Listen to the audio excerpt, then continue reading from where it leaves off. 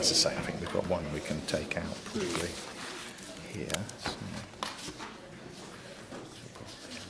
Right, we're nearly there, aren't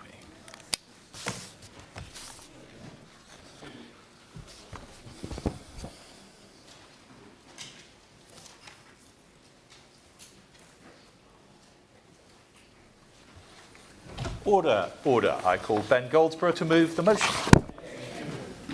Thank you, Sir Jeremy. It's a pleasure to serve under your chairship. I beg to move that this House has considered E-petitions 727360 and 727356 relating to the qualifying period for indefinite leave to remain. The excellent staff on the Petitions Committee have been as diligent as ever, and thanks to their hard work, I have had some very informative meetings with experts and campaign groups. I want to quickly thank the Migration Observatory, the Joint Council for Welfare of Immigrants, Hong Kong Watch and the Centre for Policy Studies for taking the time to discuss the policy with me. I also want to thank Darwin, the creator of the petition titled Keep the 5-Year Indefinite Leave to Remain Pathway for Existing Skilled Worker Visa Holders, for the fascinating and moving conversation we had last week. Before turning to the detail, I want to say why today's debate matters. It is timely because the public discourse on immigration grows louder. Fuelled by the algorithms of X and Facebook, we also see those who peddle the idea that you can have your cake and eat it, lower migration, but without the consequences to our economy, our NHS, our diplomacy, or our culture. They are charlatans trying to hoodwink the public with slogans on the side of buses. They want to divide us and set the tone that all immigration is bad, and by extension that all migrants are unwelcome. But that is not our country. That is not who we are. The moral compass of the vast majority of Britons points firmly in the other direction. This debate is our chance to show that careful deliberation is needed, managed migration done well strengthens us, it grows our economy, it enriches our culture, and it gives us the diplomatic heft to punch above our weight on the world stage. First, I want to address one specific point, something experts have raised with me multiple times now, is the need for a clear and honest conversation about what these changes mean, and the need for a clear distinction between immigration pathways and the different types of immigration. So let's be clear at the start about what we have and have not been asked to discuss here today. We are not here to debate asylum claims or the graduate route or small boats or ancestry visas. The 164,000 and 108,000 people who signed these two petitions are asking us to consider two precise things: the 5-year pathway for existing skilled worker visa holders and the 5-year pathway for Hong Kong British National Overseas Visas, otherwise known as BNOs. Turning first to skilled workers, there are 3 issues we need to get to grips with. The first is fairness to those already here. The skilled worker visa pathway was only introduced in December 2020. Many people are now close to completing their 5 years, with some just months away. Of course. I've been contacted by many constituents right across Beckenham and Penge, including Lachlan from Australia, who were en route to qualify for indefinite leave to remain, but now feel uncertain about their future.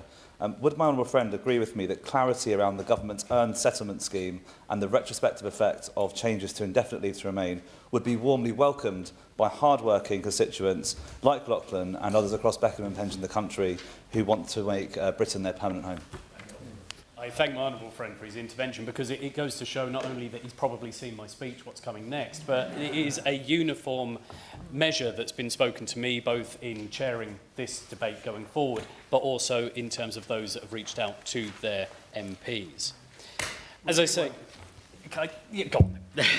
I'm very grateful to him for giving way in, and I'm really pleased with the way he's presenting this debate. I think, does he agree with me that there are many of us who absolutely agree with what he's saying about the way that the immigration debate is being utilised and weaponised, but also believe that the level of legal migration is too high, support the government in getting a grip on this and trying to make sure that those who come here are delivering, but also recognise that there's some people who are going to be affected who are already delivering and need to be properly considered.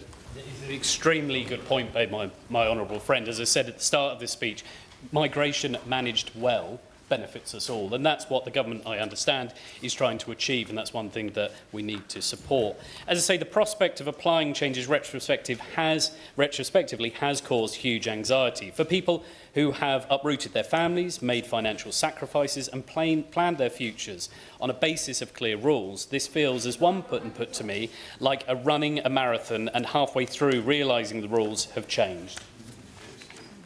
I thank my honourable friend for giving way. He's being very generous with his time, but it's because this debate is so popular. We've received so many emails from constituents, like I have, from my constituents in Hampstead and Highgate, who are high-skilled constituents, who are worried about these transitional arrangements because they are existing visa holders, and they have spent a lot of money investing in trying to stay here, including those who've emailed me saying they've already passed the Life in the UK test. So could I ask him if he agrees with me that changing the ILR qualifying period retrospectively, because of the financial and hardship distress that it's causing our constituents, it would make sense to have a clear exemption for those who are already on a qualifying visa route?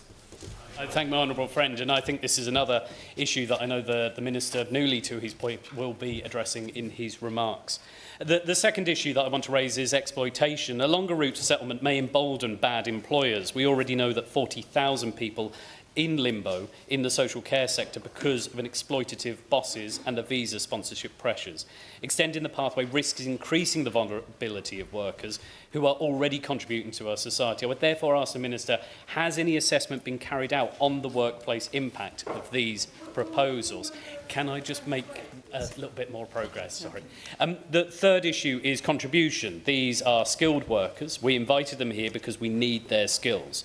They are in work, paying tax, helping our economy, staffing our hospitals, caring for our elderly, carrying out world-leading research. In my own constituency of South Norfolk, skilled workers at the Norwich Research Park are engaged in science that could revolutionise food security and tackle the climate crisis. At the Norfolk and Norwich Hospital, I saw a board listing dozens of nationalities represented in the workforce. It looked like a roll call of the United Nations.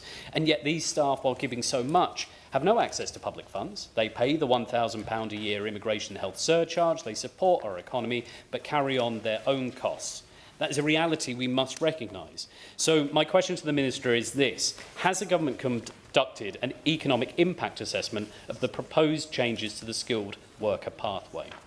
I do thank my honourable friend for his speech and for those who've secured this debate. In terms of those, many of my constituents are highly skilled. They often work in IT. Some are not intending to stay and will probably, may well go home. But those who have written to me have told me what it means for them. But it's not just their current job now, but they see themselves contributing long-term through their skilled work jobs, maybe making a career, climbing up the career ladder and becoming managers and leaders in their field in the long term. But this decision appears to make that possibility very uncertain. And also HR managers, how do they feel about this decision when they're recruiting many of these skilled people from overseas? I think, Honourable Friend, I think this is a really important thing, is not just the here and now, but the future. And we always need to be, when we're legislating, we need to be legislating for the future, not just for now as well. I'm just going to move on, if that's okay. So now turning to the second part of the petition, the second debate that we're taking part on the Hong Kong BNOs. The moral case is overwhelming. We must remember why this scheme exists. It was created in response to Beijing's national security law, when freedoms and rights of Hong Kongers were crushed. People fled oppression. They came here trusting Britain to keep its word. Some of those now living in our country have spoken out against the Chinese government. Going back to Hong Kong is unthinkable for them. And colleagues should be under no illusion about what people are fleeing. In mainland China, repression is systematic.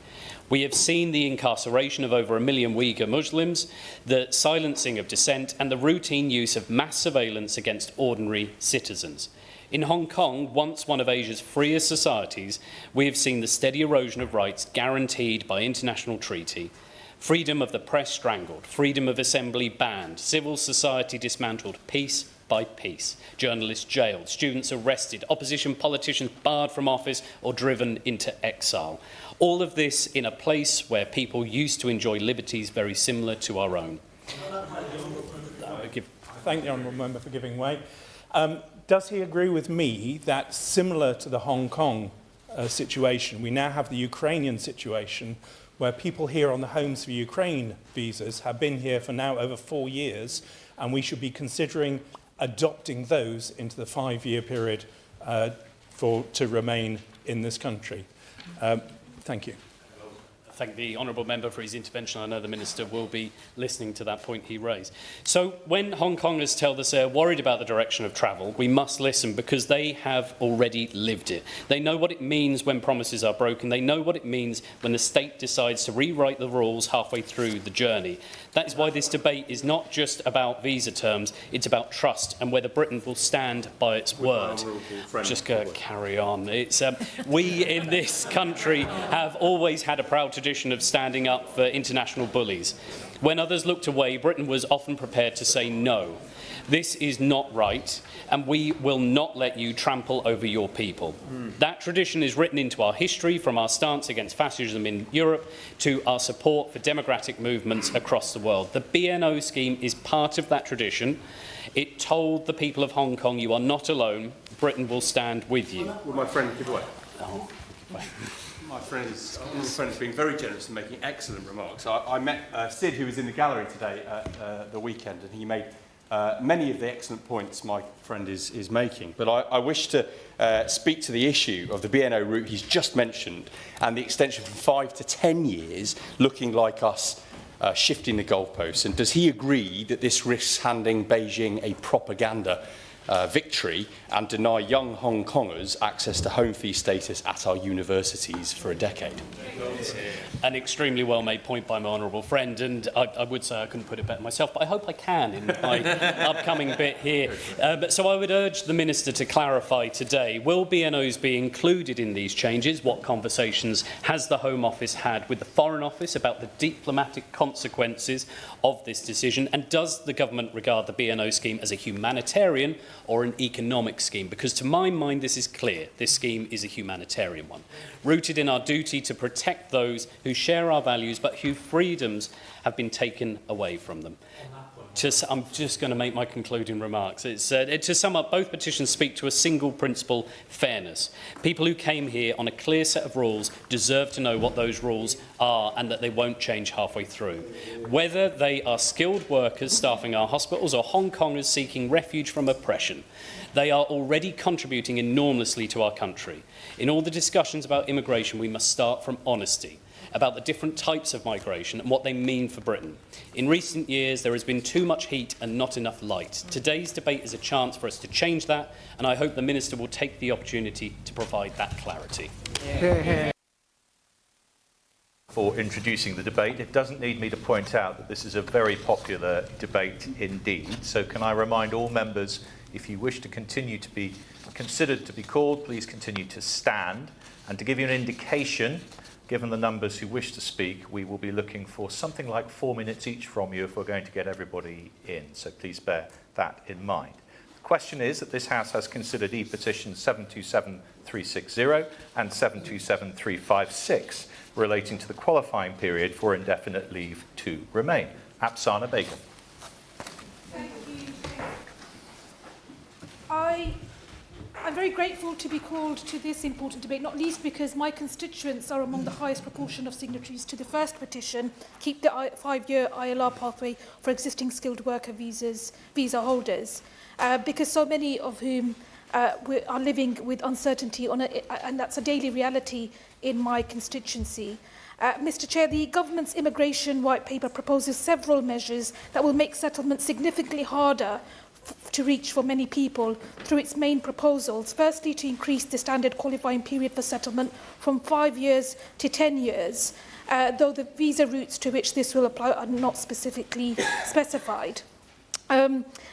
Secondly, by introducing the so-called earned model of settlement and citizenship, whereby a set of contributions to society and the economy would serve as eligibility criteria for being able to settle more quickly. Now, I understand that there are explicit exemptions for partners of British citizens who will continue to qualify after 5 years, and quite right also for victims of domestic abuse. However, having met and spoken with many of my constituents, urgent clarity is needed from the Minister today.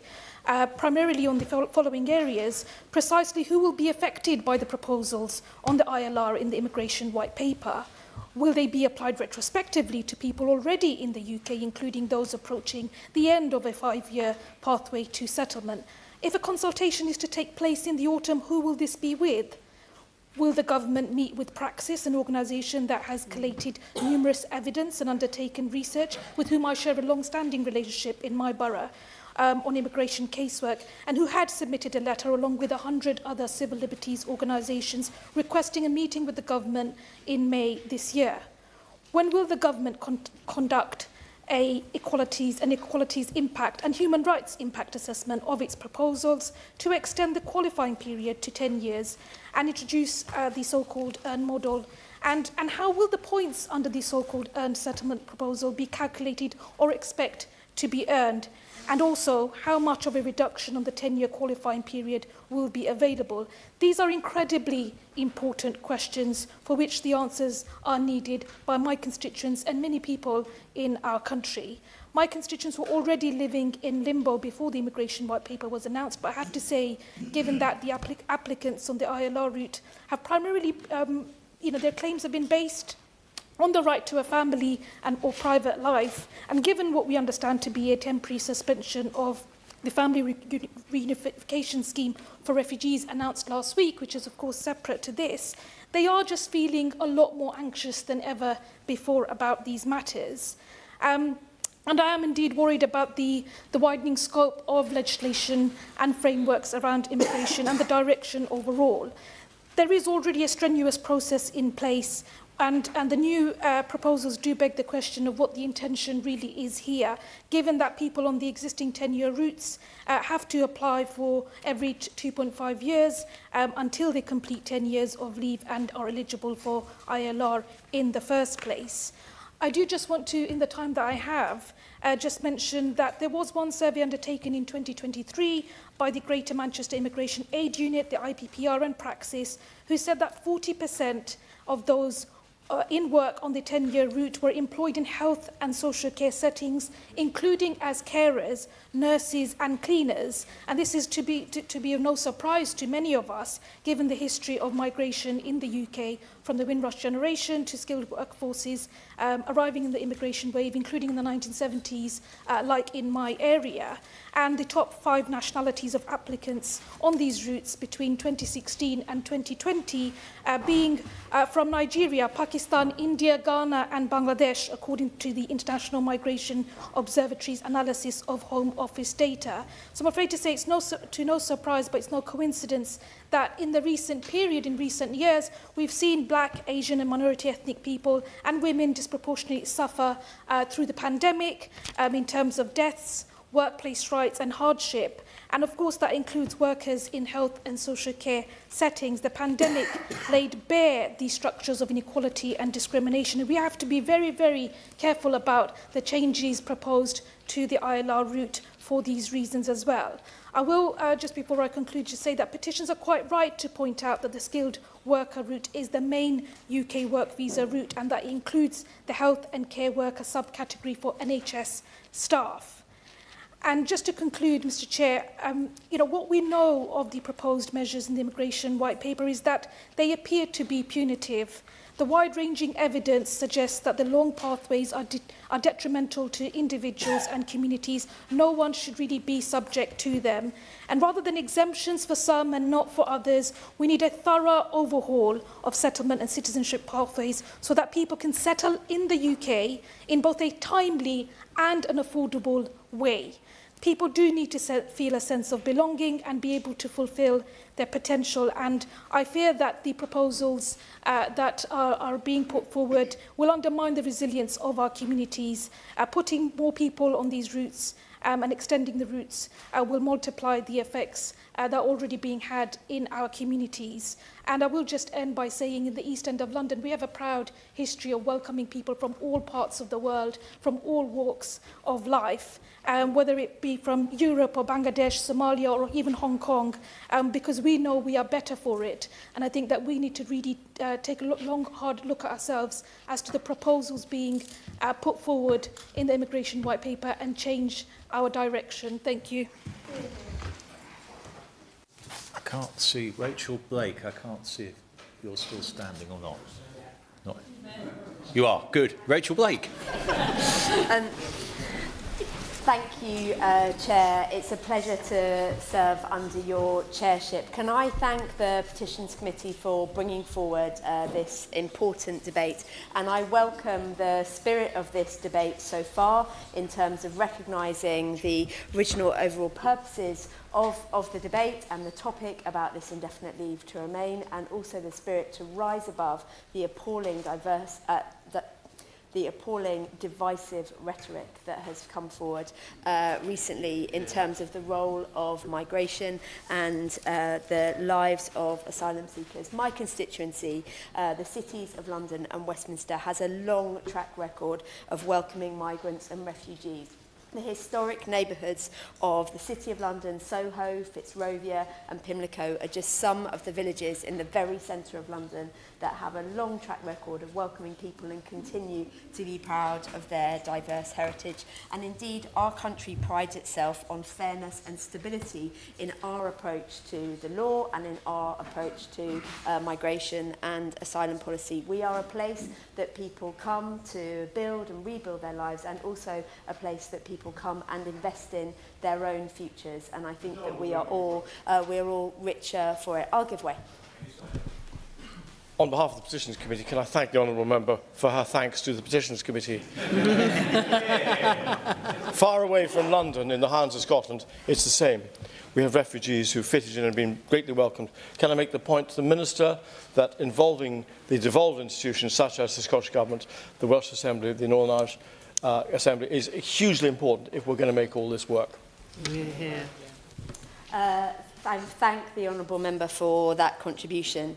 I want to focus my remarks particularly on those who have BNO visas, and I want to particularly focus on the importance of stability in that system. I first became particularly interested in the lives of people living in Hong Kong because of my constituent, Jimmy Lai, who is currently interred in Hong Kong because of him standing up for freedom and democracy. And this has brought me to be profoundly concerned about the importance of the BNO visas. While it is absolutely right that we should be discussing how we appropriately balance the many benefits of migration with the concerns that some people have had about the current system, I do think that it's important that we have stability in the system and recognise the already high bars there are in terms of securing indefinite leave to remain. And I'll be focusing very closely on the proposals that the Home Office is bringing out in this particular area to make sure that we're standing by those principles, those values of fairness and stability. I'll give way.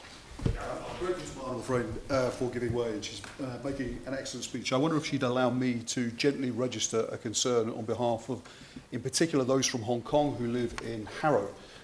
Many of whom are making a very significant contribution to our community and are genuinely worried about these proposals too. I thank my honourable friend for making those remarks about his constituents in Harrow and the concerns that they have on this particular area. So I will just conclude by saying that the areas that I will really be focusing on in any forthcoming consultation is sticking to those values of fairness and stability in terms of the already high bar for those seeking indefinite leave to remain that came to this country expecting to be complying with particular rules and will be going forward with their applications in the very near future. Thank you. Sarah Olney. Thank you very much, Jeremy. It's a pleasure to serve under your chairmanship. Can I congratulate the member for South Norfolk for his excellent opening remarks? Can I also welcome the Minister to his role, and I hope he's enjoying his first day in the job. Yes. Like many people here, I've heard from my constituents in Richmond Park their very grave concerns about what the immigration white paper will mean for them. And in particular, the intention to reform the indefinite leave to remain qualifying period without giving any specific details surrounding the changes and the exemptions. The lack of detail on such an important issue has led to great uncertainty and distress for many UK residents, including many of my constituents in Richmond Park, where we have been pleased to welcome over the last few years many new residents from Hong Kong in particular. Would she give way? Happy to give way. I'm very, very grateful to my honourable friend for giving way. She rightly says the lack of clarity is harmful. It's cruel to people who thought they were on one path and now are not. But it's also counterproductive, because we may end up losing really talented people working in my patch and in hers as well. We also undermine employers who don't quite know what game they're playing. So all of this is hugely counterproductive to our economy, as well as simply not being fair. I thank my honourable friend for making that point. He's exactly right. This isn't just about the residents themselves. It's also about their employers, the places that they work, and the wider economy. But my residents in Richmond Park are rightfully concerned about how these changes could affect their lives, the lives of their children, and their employment in the UK.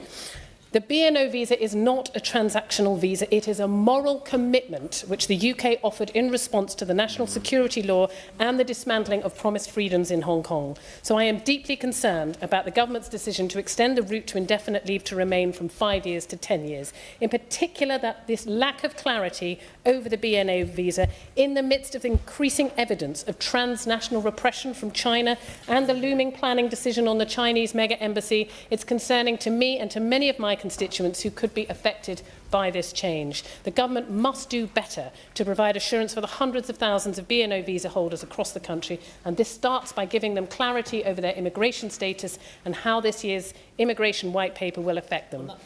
I'm happy to give way. Thank you, Member, for giving way. She makes an excellent point about this being a part of a promise that we made to the people of Hong Kong. And when this route was introduced, the Chinese Communist Party warned those BNO applicants they should not trust in Britain. And if we change the goalposts in the way that we are proposing to do so now, we may in fact be having a huge propaganda victory to that government. Does she agree with me that that would be a big mistake? I thank my honourable friend for giving way, and I know he also in Carshalton and Wallington has many residents from Hong Kong, and I really hope that the Minister will take on board the point that we're making about the moral duty that we owe to these people, particularly in the light of increased oppression from China. But similarly, as my other honourable friend earlier pointed out, the skilled worker visa route has worked to offer a secure pathway for world-leading talent to join the UK's workforce. In coming to the UK, these skilled workers have brought value to the economy, to key sectors like the care sector and to their communities. And that's why the government's failure to give the detail on changes to the indefinite leave to remain qualifying period is so concerning. It not only risks upending the lives of so many residents and families, it also risks damaging our businesses and the economy.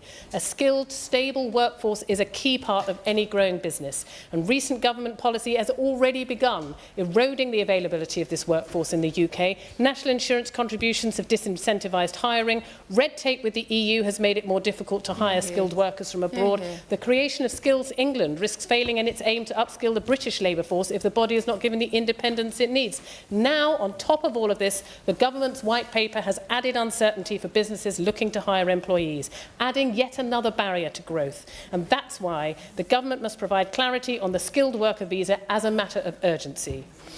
Many BNO visa holders have built their lives here in the UK, and they've made huge contributions to our economies and our local communities, especially in my constituency of Richmond Park. They've bought homes, they've started businesses, they've enrolled their children in schools. So I urge the government to offer more clarity on their plans for the 5-year qualifying period for those already on specific visa routes, and I also ask the Minister if they will confirm their commitment and honour their original commitment to protect these agreements. Thank you, Sir Jeremy. David Pinto-Dushinsky.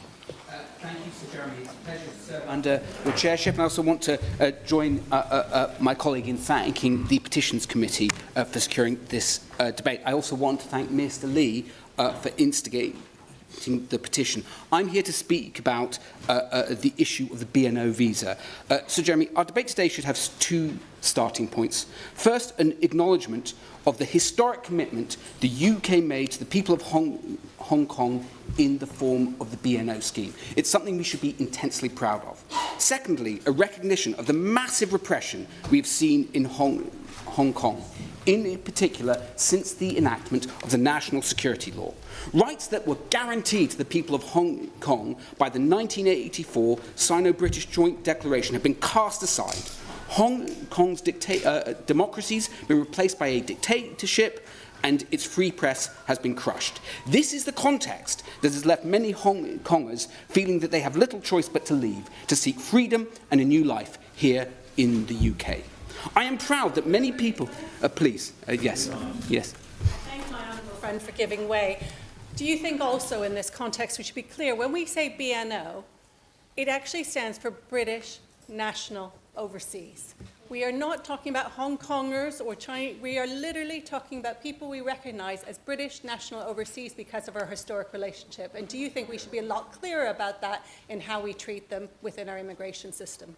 Thank you. I thank my honourable friend for that excellent point. She's, of course, right. And I am proud that we've welcomed many people who have that BNO status, who have that British overseas status, to my constituency in Hendon, particularly in Colindale. Our growing and vibrant community adds immeasurably to the life of our area. I've talked to many BNO holders who have come into the UK to start a new life. They are absolutely committed to our country for the long term. They are keen to put down roots. They are planning their working lives, their children's educations, their retirements here. But that is why the issue of the 5-year ILR timeframe is so important to them. Without ILR, BNO holders cannot get home fee arrangements at university for their children or access their pension savings from their mandatory Provident Fund accounts. I've talked to many families who this is affecting directly and profoundly, leaving them in great financial difficulty. Moreover, without ILR, they cannot begin the path to full UK citizenship. When they applied for their BNO status starting in 2021, they did so on the basis of a 5-year ILR period. Extending the ILR period for them will potentially create great uncertainty and hardship. The government is absolutely right to tighten the rules on migration to address the appalling failures of the previous government, and the measures laid out in the recent migration white paper will make an important and welcome difference, and I fully support them. Yet, it is still worth considering the obligation we have to some groups in making this important change. Yes, absolutely. Thank you. Characteristically, he sets out eloquently some of the major uncertainties that are currently facing BNO holders. Considering that BNO applicants now make up less than 2% of visa applications, does he agree with me that the immense contribution they make to communities like mine in Altrincham and Sale West and communities like his, and some of the uncertainties they're facing, means that this policy has big costs and in reality minimal rewards as the government seeks to cut migration? I thank the honourable member for his point, and it is of course right that this is a source of great concern to many people. But look, this is why I welcome the government's and the minister's willingness to listen and decision to consult on the measures in the white paper, including this issue. Ensuring we retain the 5-year ILR period for BNO holders who already have settled here would be a strong reaffirmation of the solemn compact we have made with the people of Hong Kong, and I believe it need not have huge ramifications, exactly to the member's point, for the broader migration system, especially because I believe BNO holders constitute a unique case due to their special status. It would give certainty to almost 200,000 BNO passport holders who have made the UK their home. It would be a beacon of British leadership. I hope we can find a way to support it. Thank you. Thank you. Pippa Hayles. To serve under your chairship, and I congratulate as well the member for South Norfolk, and also congratulations to those who successfully brought this petition forward. And I rise today as many in support of the petition calling for Hong Kong British National Overseas visa holders to retain their indefinite leave to remain settlement.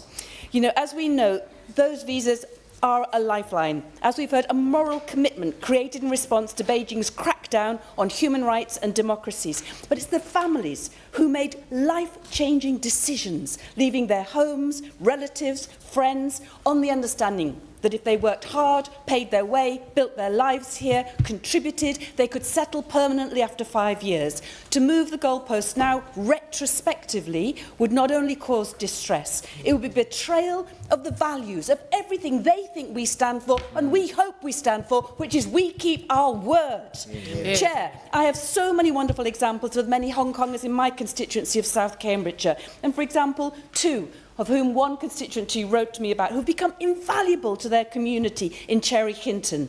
They help run toddler groups, holiday clubs for over 180 children, supporting families who speak little English. They're law-abiding, hard-working, deeply committed to their community. And yet they now live in fear that the rules will change midway, leaving their futures here uncertain. And I see no reason why those already here, already contributing, should be thrown into this level of anxiety. To delay their right to settlement would upend carefully prepared plans, heap financial pressure on families already struggling with the cost of living, and deny children who have grown up here their right to home fee tuition fees at university. Also, I'll give way. As well as those anxieties, financial and educational, many Hong Kongers are under threats of transnational repression, as the Joint Committee on Human Rights report recently shown, including having bounties on their heads, some of whom do not have permanent status here. Is it not the case that we are putting anxiety on people who may be at risk of harm if they cannot stay here any longer? Yes, and the Honourable Member makes a really, really important point, which, delaying their settled status would leave many of these people unprotected when travelling abroad and raise their stakes in terms of their own security and that of their families. And many families are already financially stretched. This is often exacerbated, as we have heard, by the BNO visa holders being blocked from accessing their pension savings with the National Provident Fund. With settled status, that would no longer be the case. And they've said to me, that would be best for everybody because they would then be contributing. They do not want to be a burden on the public purse. But we must never, as my honourable friend has said, never forget what's at stake. In Hong Kong, nearly 1,000 political prisoners remain behind bars for daring to exercise their democratic rights. And it's neither safe nor realistic for Hong Kongers to return. Chair, the petition before us is clear and just. It calls on us to stand by the word we gave and allow these people the BNO visa to settle after 5 years, not 10. So I urge the government and the minister to provide the clarity, the reassurance and exempt those already here on BNO visas from these reforms. Thank you. Annie Beales. Thank you, Jeremy. It's an honour to serve under your chairship. I think the vast majority of us want to see a more balanced and more managed migration system built on the principles of contribution and on fairness. And that's certainly what I hear from my constituents from all walks of life in Uxbridge and South Ruislip.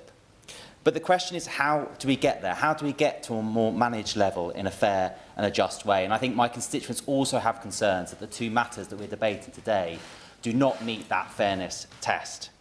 I've heard from many constituents deeply concerned about what these proposals might mean for them in terms of the extension of the indefinite leave to remain to 10 years, and particularly the retrospective nature of the application. Many have come to this country in good faith under the current system, have planned their lives on the assumption of the current system being in force. Many skilled people from right across the world face the choice of where to be a nurse, where to come, where to start a business and contribute. And I'm concerned that applying the 10-year qualifying period retrospectively to those already who live in the UK and made that decision a long time ago now would not be fair and would be deeply disruptive to their lives. I'm also not convinced that the retrospective nature would have any effect on the current levels of migration in this country. And secondly, the blanket policy, regardless of circumstance, of contribution, of needs, may also have significant and adverse equalities impacts that I hope the government will consider. And I'd encourage the government to think carefully and deeply about the implications of this decision on a variety of contexts, and particularly vulnerable migrants such as children and the elderly. One of my constituents wrote to me just today to raise an issue of the impact on child migrants and accessibility of university education. Without ILR, prospective students would have to pay full international fees, which are extortionate. And if this change comes to place, a child moving to this country at 10 years old who graduates having completed secondary school education throughout their time in the UK would not qualify for UK-based fees for higher education, would have to wait potentially a number of years further, delay their education or potentially put it off completely. The individual who contacted me, I actually happened to also meet last week with her mother, who's a neonatal care nurse at Hillingdon Hospital. Her mother and father have always worked, have paid taxes in the UK, contributed, active in the community. And this is the case for so many of my constituents who now call the UK home and keep our public services running. As we seek to grow our economy, is it really those who want to study engineering, maths, law, and those who want to work or study in the NHS to set up a business who we wish to see restricted and denies opportunities to get educated, to put down longer-term roots, and to contribute further to our nation's future? I'd implore the government to reflect deeply on the ILR changes and not to adopt a blanket approach, instead to create a system which encourages contribution, encourages community activity, encourages people to work in our public services, to support education and skills being added to our communities, not taken away.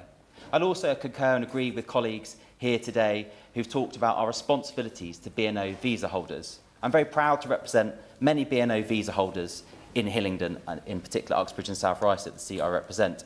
One told me recently that this was a key pathway and crucial for their safety and providing hope to many of us in the community following the implementation of the Hong Kong National Security Law, which has severely undermined our fundamental freedoms, including freedom of speech, protest and of free press.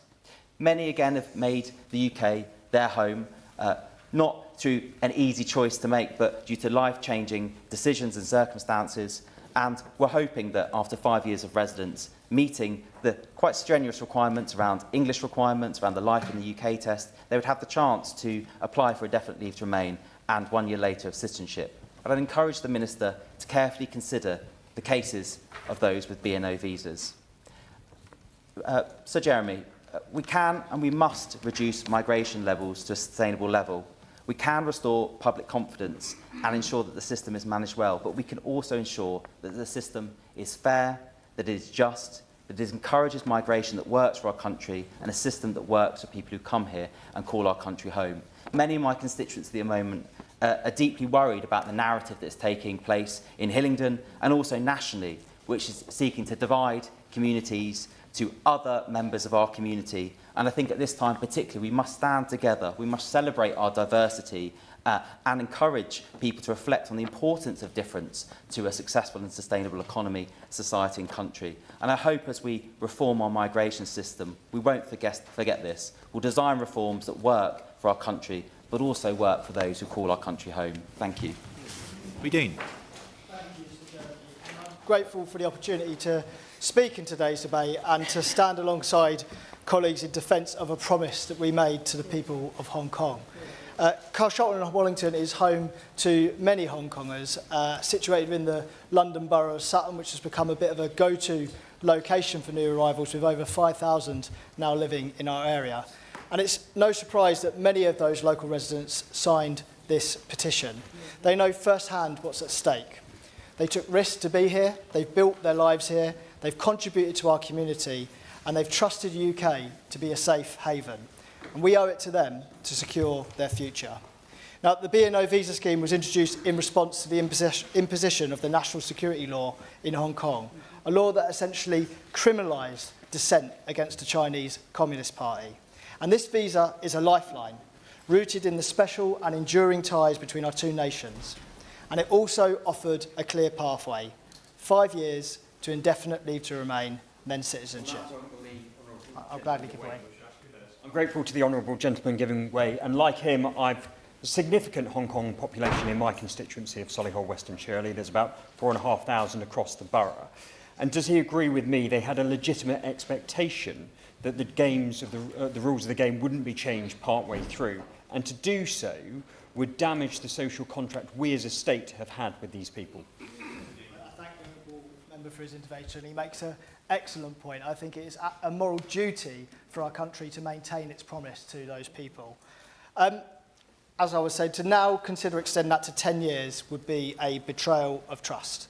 And this change will have damaging consequences. Young Hong Kongers would face a decade-long wait to access university at home fee rates. Families would be locked out of £3 billion worth of retirement savings, unable to access at the moment due to the restrictions placed in Hong Kong.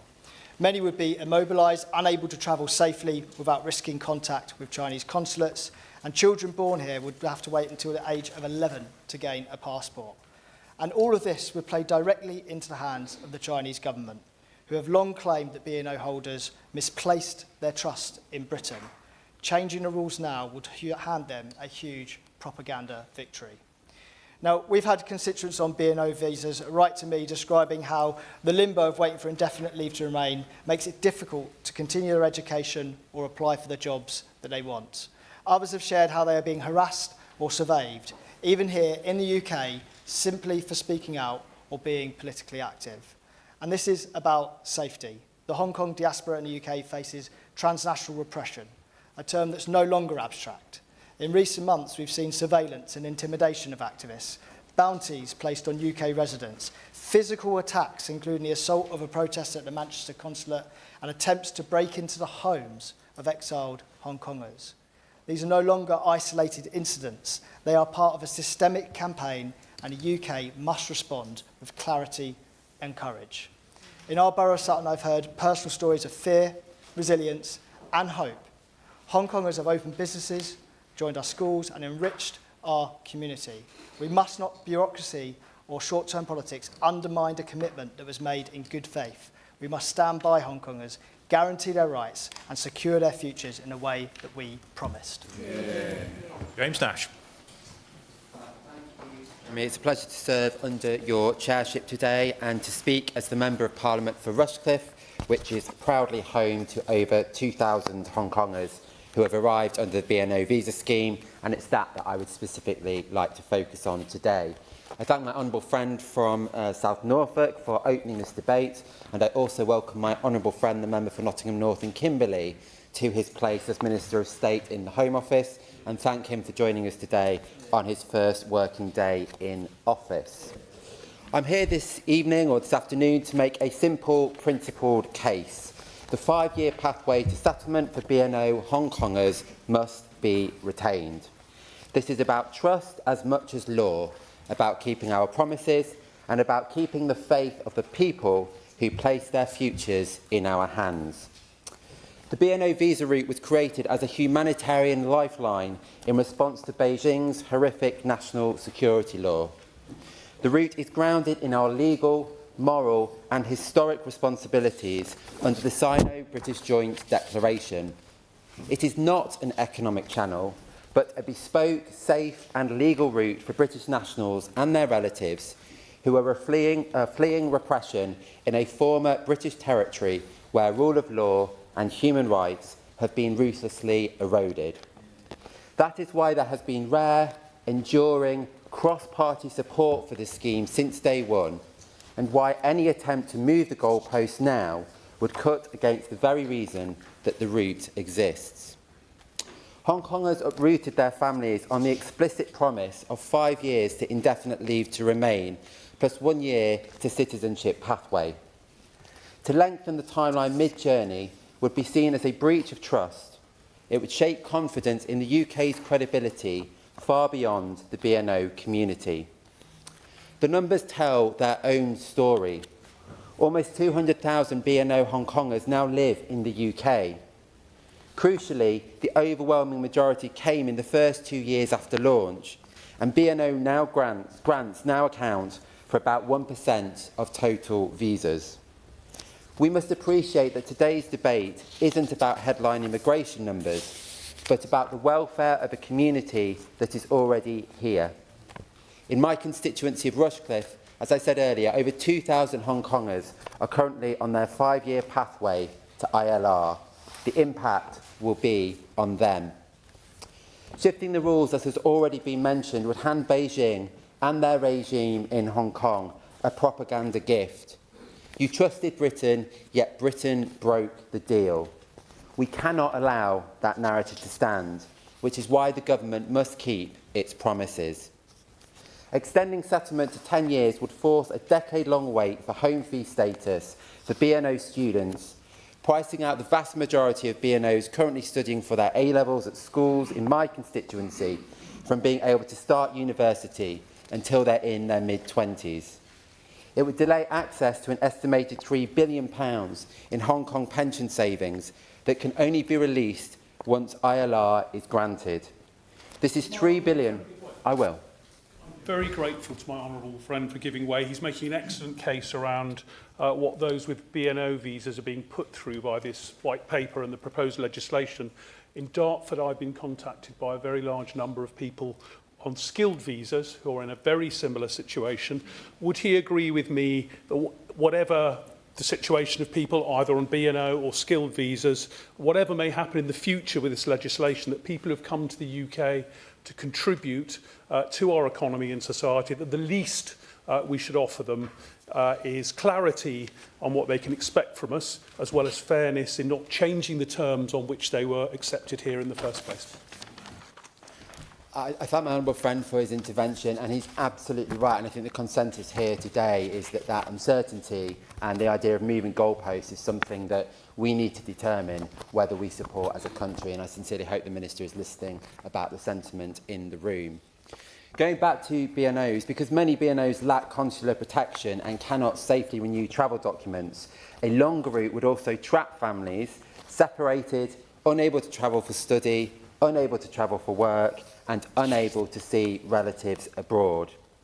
To extend the pathway to 10 years would not be an act of administrative tidying, rather it would be a material downgrading of hundreds of thousands of British Hong Kongers' lives across the UK.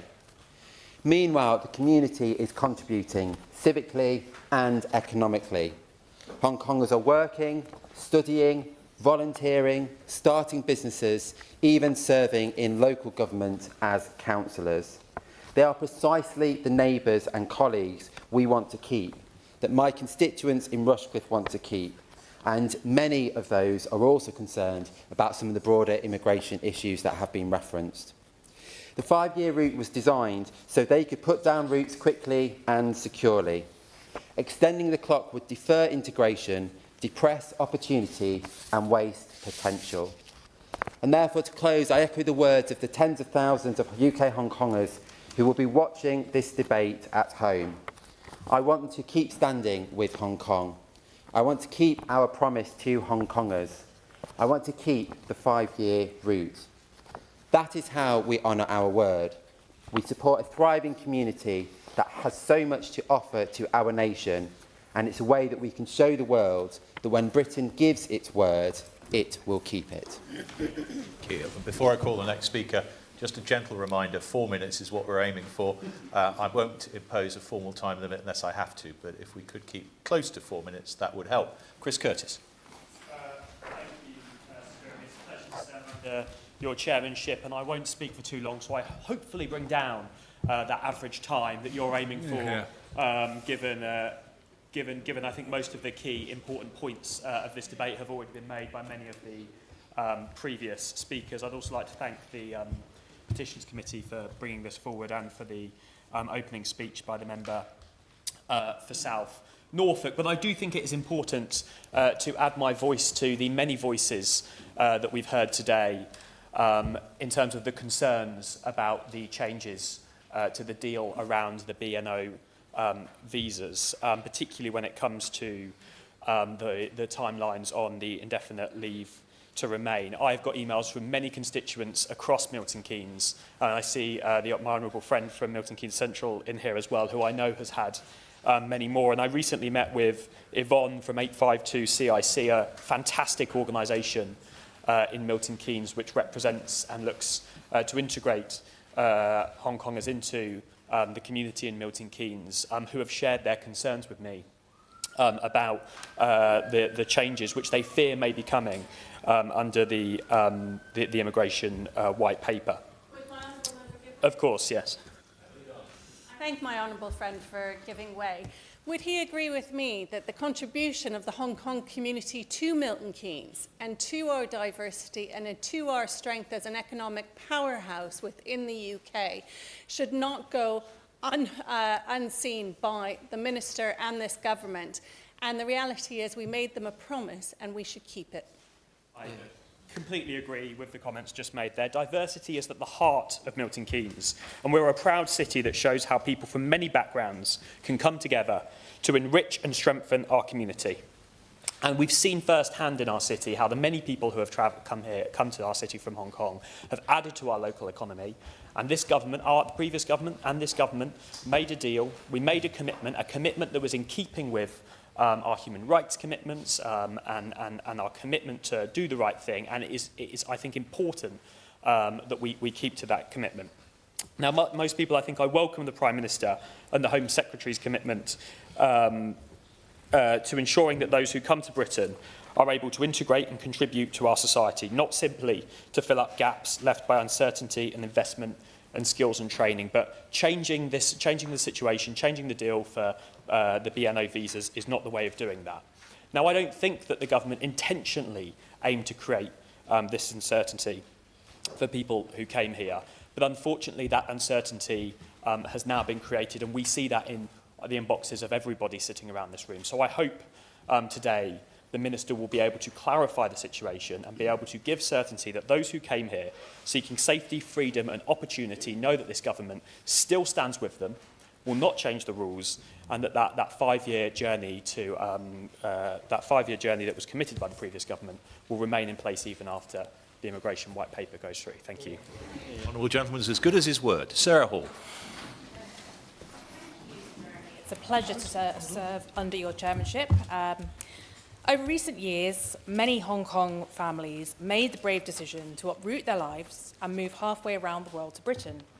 They came here on the strength of our word, a clear promise that if they held BNO status, they would have a route to settle and be able to build a future. In Warrington South, I've had more than 2,400 residents sign this petition, the highest number anywhere in the country. That tells me just how deeply this issue matters to the people I represent. It matters because those arriving from Hong Kong are no longer just headlines or statistics. They are our neighbours. They are parents at the school gate, new business owners on our high streets, and young people starting out in education and work. I think of Rose and Wilson, who moved to Great Sankey to give their children a simpler and less pressured life, or Renata, who set up a play cafe near Bridgefoot, or Cheryl, who started a bakery on Buttermarket Street, or Taki and the wonderful team at Warrington Hong Kongers, who have created a supportive resource for Warrington Hong Kongers arriving locally. And finally, of Oscar, a young man who spent time in my office on work experience, showing that this new generation are already part of the fabric of Warrington. They are here because Britain offered sanctuary when freedoms in Hong Kong were stripped away. We responded with the BNO visa route because it was the right thing to do. To row back now or to create uncertainty about people's status would not just harm families who have already sold their homes, invested their savings and enrolled their children in British schools. It would damage Britain's credibility. Our word must mean something. Trust, once broken, is hard to rebuild. Fairness, yes, sorry. I thank the honourable friend for giving way. Her stories remind me of stories that I hear in Reading, in my constituency of Early and Woodley, such as Angie, who's a nursing associate in the NHS. Angie's daughter wishes to study paramedical science and also work in the NHS, but for that to happen, she needs a route to settlement in order to pay home student fees. Does my honourable friend agree with me that families like Angie's need certainty and stability from the Minister and from our government? I absolutely agree with my honourable friend. Thank you. Fairness and the rule of law cut both ways. Families played by the rules, paid the fees and came here legally. They have every right to expect that the path to settlement and citizenship remains exactly as set out. In Warrington, I see every day how Hong Kongers contribute to our economy, our schools and our community life. They came because they believe in the same values we do: fairness, freedom, dignity and democracy. I know colleagues across the House share a cross-party pride in the BNO scheme. It said something good about who we are and what we are willing to stand up for. Let's not unpick that. Let's fix what needs fixing in our border system without unravelling a promise that families have bet their lives on. I see the contribution Hong Kongers make every day to Warrington South. What they need now is reassurance and not uncertainty. We must keep the 5+1 route intact for Hong Kongers, and in doing so, show that Britain is a country whose promises can be trusted and whose government stands by those who put their faith in us.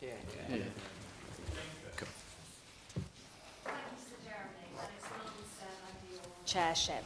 When the government's immigration white paper was published with this proposal to increase the qualifying period for indefinite leave, I received numerous emails from constituents in Truro and Falmouth who could be affected. My constituency is home to Cornwall's only large acute hospital, so many of the constituents concerned work in the health service. They're doctors, nurses and dentists. According to the BMA, the NHS in England had a shortage of 12,000 hospital doctors, more than 50,000 nurses and midwives in 22. Cornwall has a super ageing population with complex health needs, and we struggle to attract medical professionals, and sometimes as a result of our housing crisis they can't find anywhere to live, and we really don't want to lose some of those highly skilled medical professionals who are trying to make Cornwall their home.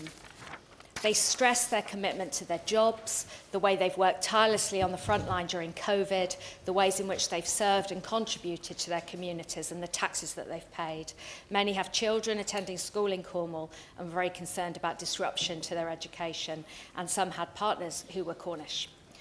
Dr. Mohamed Abdalazim, who works at RCH in Trelesk, said 10 years is an extraordinarily long time to live on a visa without the security of citizenship, the right to vote, or the ability to fully settle and plan our futures in the UK.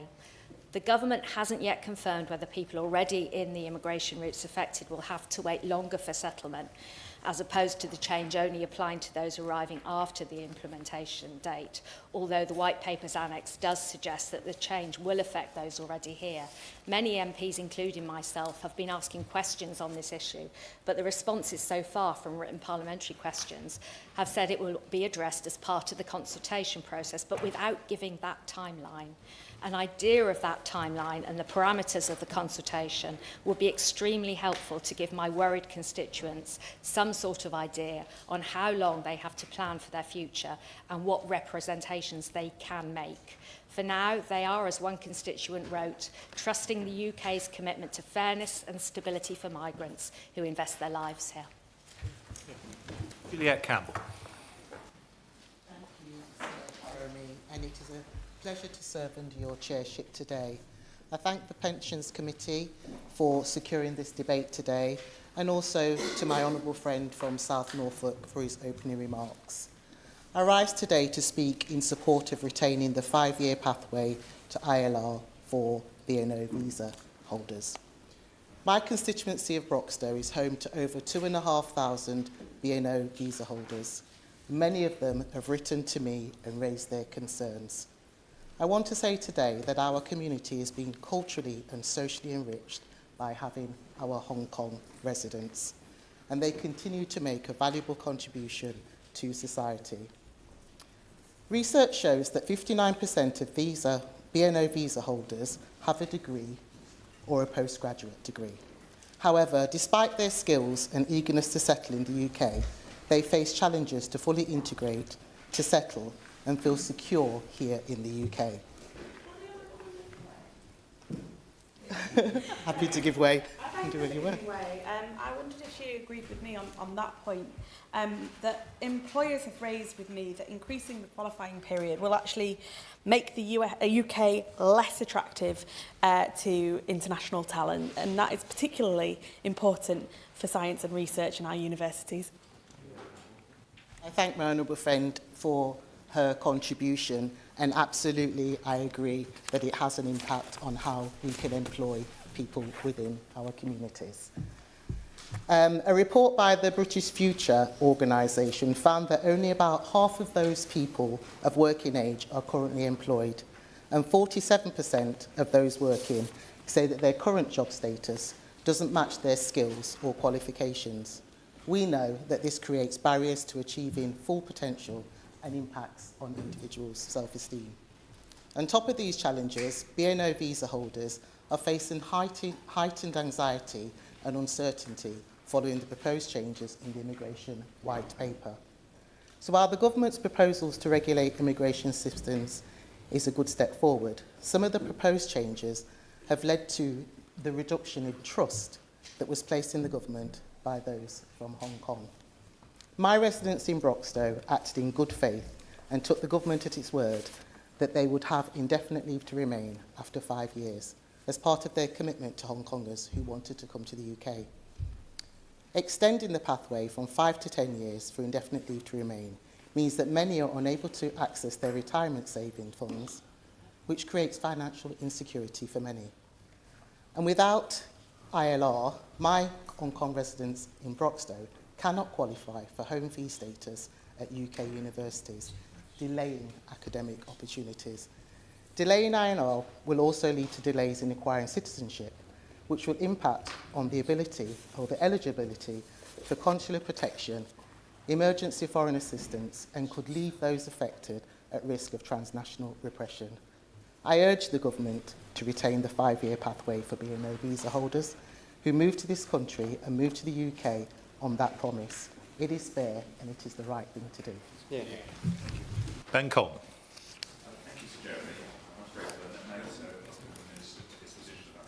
The debate. I understand why the government is proposing to extend the qualifying period for indefinite leave to remain. I think we all recognise that immigration numbers are high, and this is a complex challenge. And it's a complex challenge not least because of Boris Johnson's failed Brexit deal, let us remember, a deal for which the leader of the Reform Party also bears great responsibility, and which opened the door to historically high levels of unskilled net migration. The leader of the Reform Party is as much to blame, in my view, as is the former Prime Minister Boris Johnson. Yes, I would happily. Thank you. The leader of the Kent County Council asking the government to increase the visa for healthcare workers. Would the honourable member agree that there's a double standard? 1 minute they're asking to stop the immigration, and the second minute they're asking for more health workers to be brought from abroad? I think it will come to no surprise to anybody who's ever dealt for more than 5 minutes with any member of the Reform political party to appreciate there are double standards involved. You only have to read what the leader of their party says one week and then says the next week to realise that their association, their commitment to maintaining a close relationship with the truth is a very weak commitment indeed. When we talk, going back to what I was saying, when we talk about the high levels of net immigration, we must not lose sight in all of this of the human impact of the proposals that the government's brought forward, especially, as many people have recognised, on the people who have already built their lives here and who are net contributors to our economy and our communities. Since the publication of the White Paper in May, many residents in my constituency of Chelsea and Fulham have got in touch with me, and these are skilled workers, and their overwhelming feeling is simply of being blindsided. They came to the UK in good faith, they followed the rules, and now they're being told that these rules might change just before they become eligible to settle. And they also find it destabilising that almost 4 months since the publication of the White Paper, the government still hasn't given clear guidance on when the rules will come into effect, who will be affected, how it will work. And one couple told me how they moved from the United States in 2020, both work for global firms, both pay the top rate of tax, and they believed, rightly, that in April 2026, just down the road, they could apply for settlement. Now, they write to me, the rug has been pulled from beneath us. Their plans are suddenly on indefinite pause. And similarly, we have a young scientist in my constituency. She studied in the UK, works in clinical research, she's paid her international student fees, paid taxes, invested her savings here, and now she has no certainty still about her future. And then in my constituency, there's a local NHS speech therapist and her husband, a data scientist. They're expecting their first child. They told me that even if they're not caught out by the changes now, they have no faith, given the way this has been handled, that the system won't be changed again in the future. So, Jeremy, people can't plan their lives without basic certainty. So I'm hoping that the Minister today will be able to provide my residents with the clarity they need and tell us when the government plans to launch the consultation it promised. And the previous Home Secretary said that there was plenty of opportunity for people to comment on and consider the details of the proposals. I hope this will still be the case, and perhaps he can reassure us of that. And also, I'd like to understand whether the consultation will contain a clear and detailed definition of what the White Paper refers to as points-based contributions to the UK economy and society.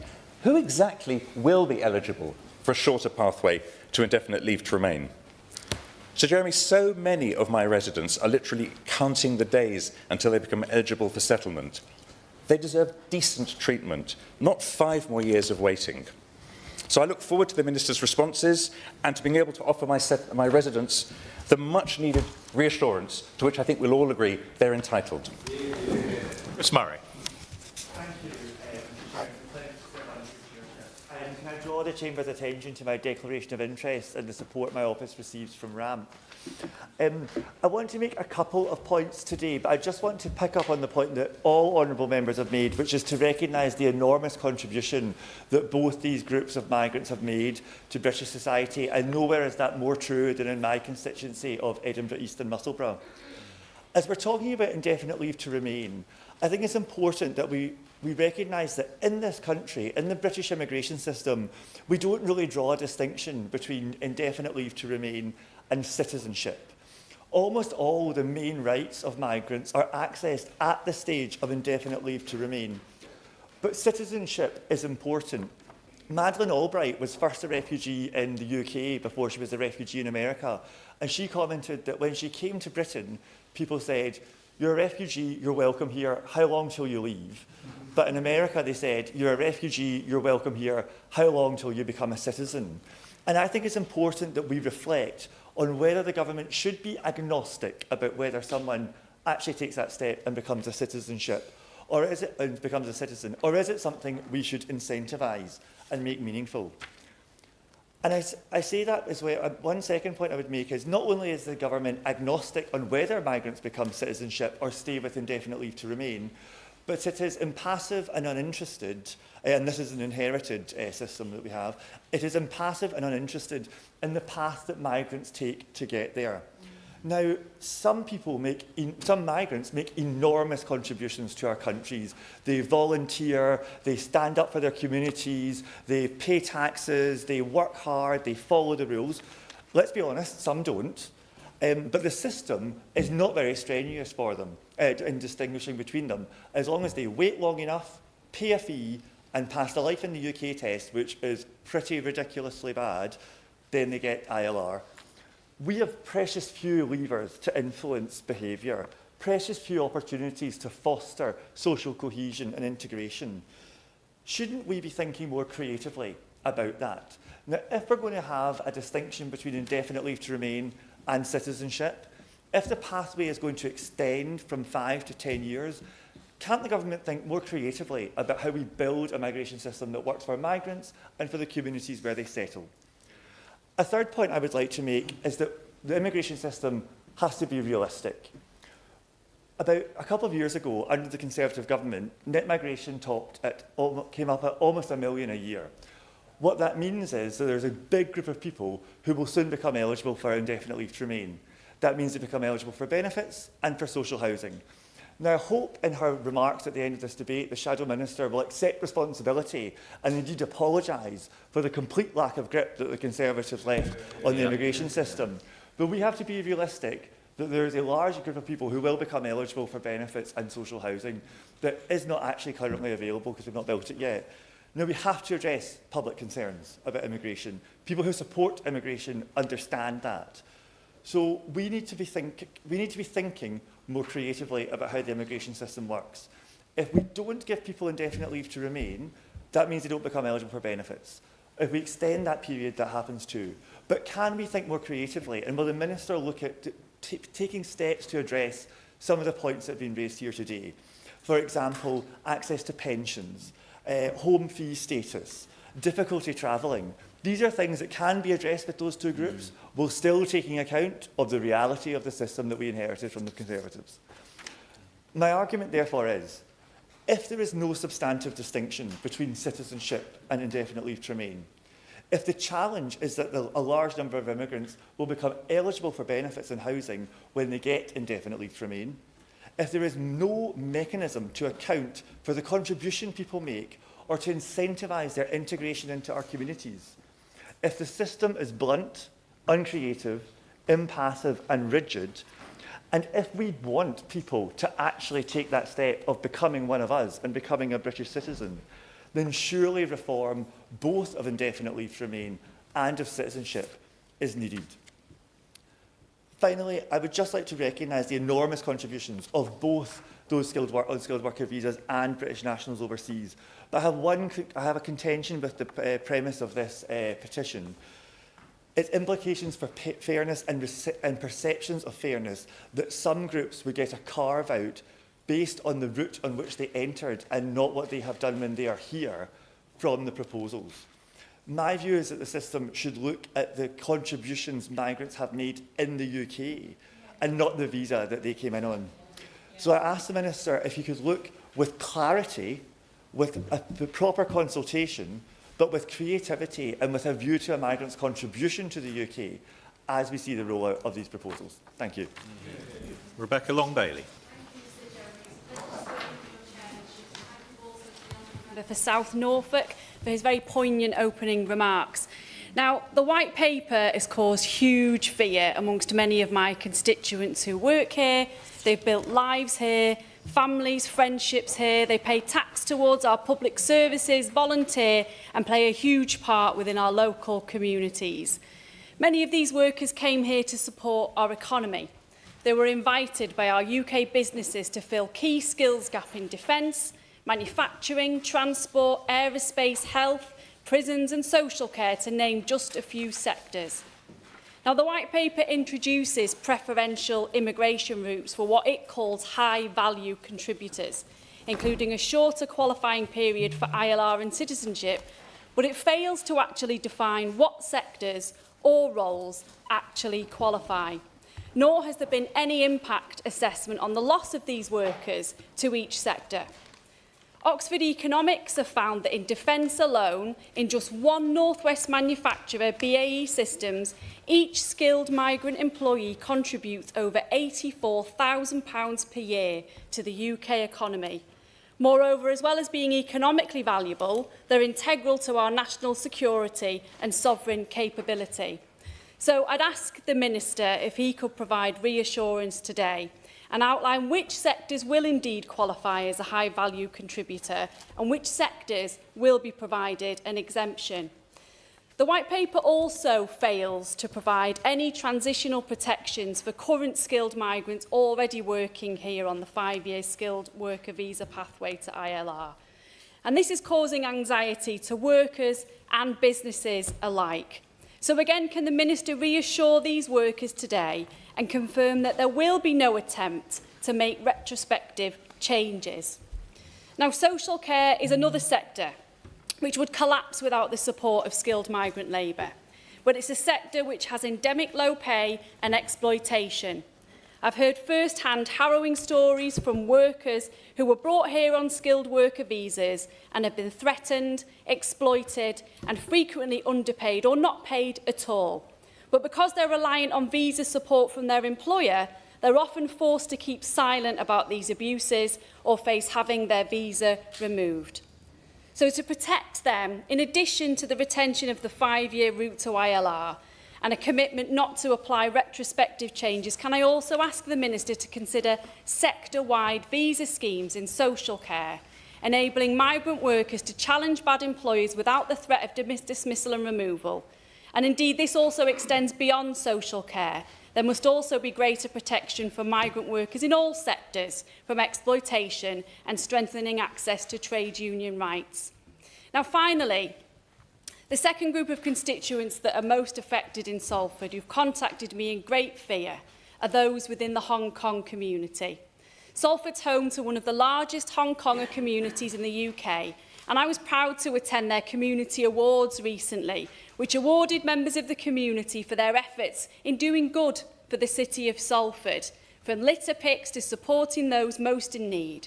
It was clear that all of these people were dedicated to giving back to the society and economy that embraced them. Many came part of the BNO visa scheme set up in recognition of the UK's historic and moral commitments to the people of Hong Kong. Many were British citizens prior to 1997, and they maintained British nationality via the BNO passport. So the fear that is caused within this community, I'm sure the Minister will agree, is unnecessary. And I hope that today he can finally provide reassurance that the BNO visa scheme will be exempt from the changes proposed. And I hope he can provide much needed clarity and reassurance on the other points I've raised today. And welcome to his new position. I'm sure he's going to do fantastically. Thank you. Steve Witherden. It's a pleasure to serve under your chairmanship, Sir Jeremy. Indefinite leave to remain marks a defining moment for individuals seeking to make Wales and the UK their permanent home. It grants the right to work, access to NHS healthcare and eligibility for the benefit system, enabling people to plan for their future, fully integrate and contribute meaningfully to our communities. The government's recent proposal to double the standard qualifying period from 5 to 10 years would have devastating consequences. A person on the route to settlement is already required to pay thousands of pounds every 30 months to renew their visa, in addition to the healthcare surcharge of over £1,000 per year. Doubling the qualifying period doubles these already extortionate costs, pushing individuals and families further into financial insecurity. The extension also prolongs the time families are forced to live with no recourse to public funds. Children in such households are significantly greater at risk of poverty and deep poverty, impacting their health and educational outcomes and creating long-term effects that will harm our society and economy for years to come. We've recently witnessed a rise in anti-migrant rhetoric and assaults on asylum accommodation, home to many families and children.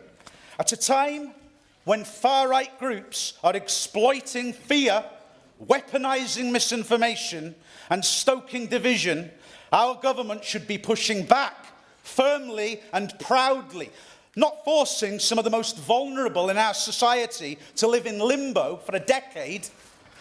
What we need are shorter, more affordable routes to settlement, not simply because it's the right thing to do, but because it strengthens our communities, supports our economy, and ensures children can grow up safe, secure, and with hope for the future. The proposals outlined in the White Paper directly undermine the government's own aims of tackling child poverty, raising living standards, and growing the economy. I urge the Minister to consult directly with those already on the 10-year route and to undertake a full equalities impact assessment before proceeding any further with these damaging proposals. Diolch yn fawr. Dr. Rupa Huck. Thank you, Sir Jeremy. Some really brilliant points today. I want to concentrate on our universities. Imperial College, White City, UWL Ealing in my seat. They're genuinely world-beating UK universities are. They generate billions of exports. They are central to UK soft power and global relationships. But almost everyone faces financial challenges. So they've had to diversify income streams to cross-subsidise their work, and attracting globally excellent researchers and international student fee income has helped them just about manage. Ex-colleagues of mine are closing down degrees reluctantly. Whole institutions face going bust. So with competitiveness and growth at the heart of the government's missions, if the UK makes it too onerous, our universities will lose talent and market share to Canada, Australia, the US. In fact, settler status is 5 years in most of the rest of Europe. So unwittingly, we are advantaging our rivals. At Imperial College's White City Innovation Incubator, I saw many international postgrads pioneering scientific and technological advances, some on the 2-year post-study work visa, which is also being cut. The UKHE sector's teaching, research and innovation activities benefit our economy to the tune of 265 billion, but 14 years of chronic underfunding, and now potentially another blow here, impacting our constituents, students, staff, and those young from lower income backgrounds who are always typically more debt averse will be put off entering HE at all. PwC found UK universities expect to increasingly rely on international student fees, and they're vulnerable to reductions in numbers, and that is pre-White Paper. In fact, this isn't just all hypothetical. In many cases, we're already seeing the UK's declining attractiveness. So 2024 Home Office figures show a 19% decline in student visas than the year before because of the rules to stop bringing family. Universities have a vital part to play in growth and productivity across the UK, but we could be sleepwalking into the perfect storm. Straitened circumstances, decreasing international competitiveness, increasing expenditure, putting universities under more and more pressure. So we do need to be honest about trade-offs involved in reducing immigration and of culture wars, when what I'm talking about is 1 million miles away from illegal boat migrants living it up in hotels and sapping resources from locals. So a skilled talent pathway Hong Kong BNO person from Ealing who contacted me says of her circle, we have paid visa application fees, health surcharge, income tax, NI, roughly amounting to £60,000 per person over 5 years. Additional spending in the UK economy, rent, council tax, consumer purchases, education and childcare. Payments made in good faith under a policy we trusted would remain consistent for those already on the pathway. Sir Jeremy, in fact, Mark Pritchard, not Sir Jeremy anymore.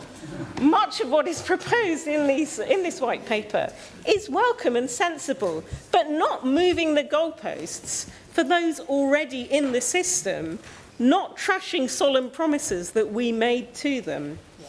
And linked to considerations of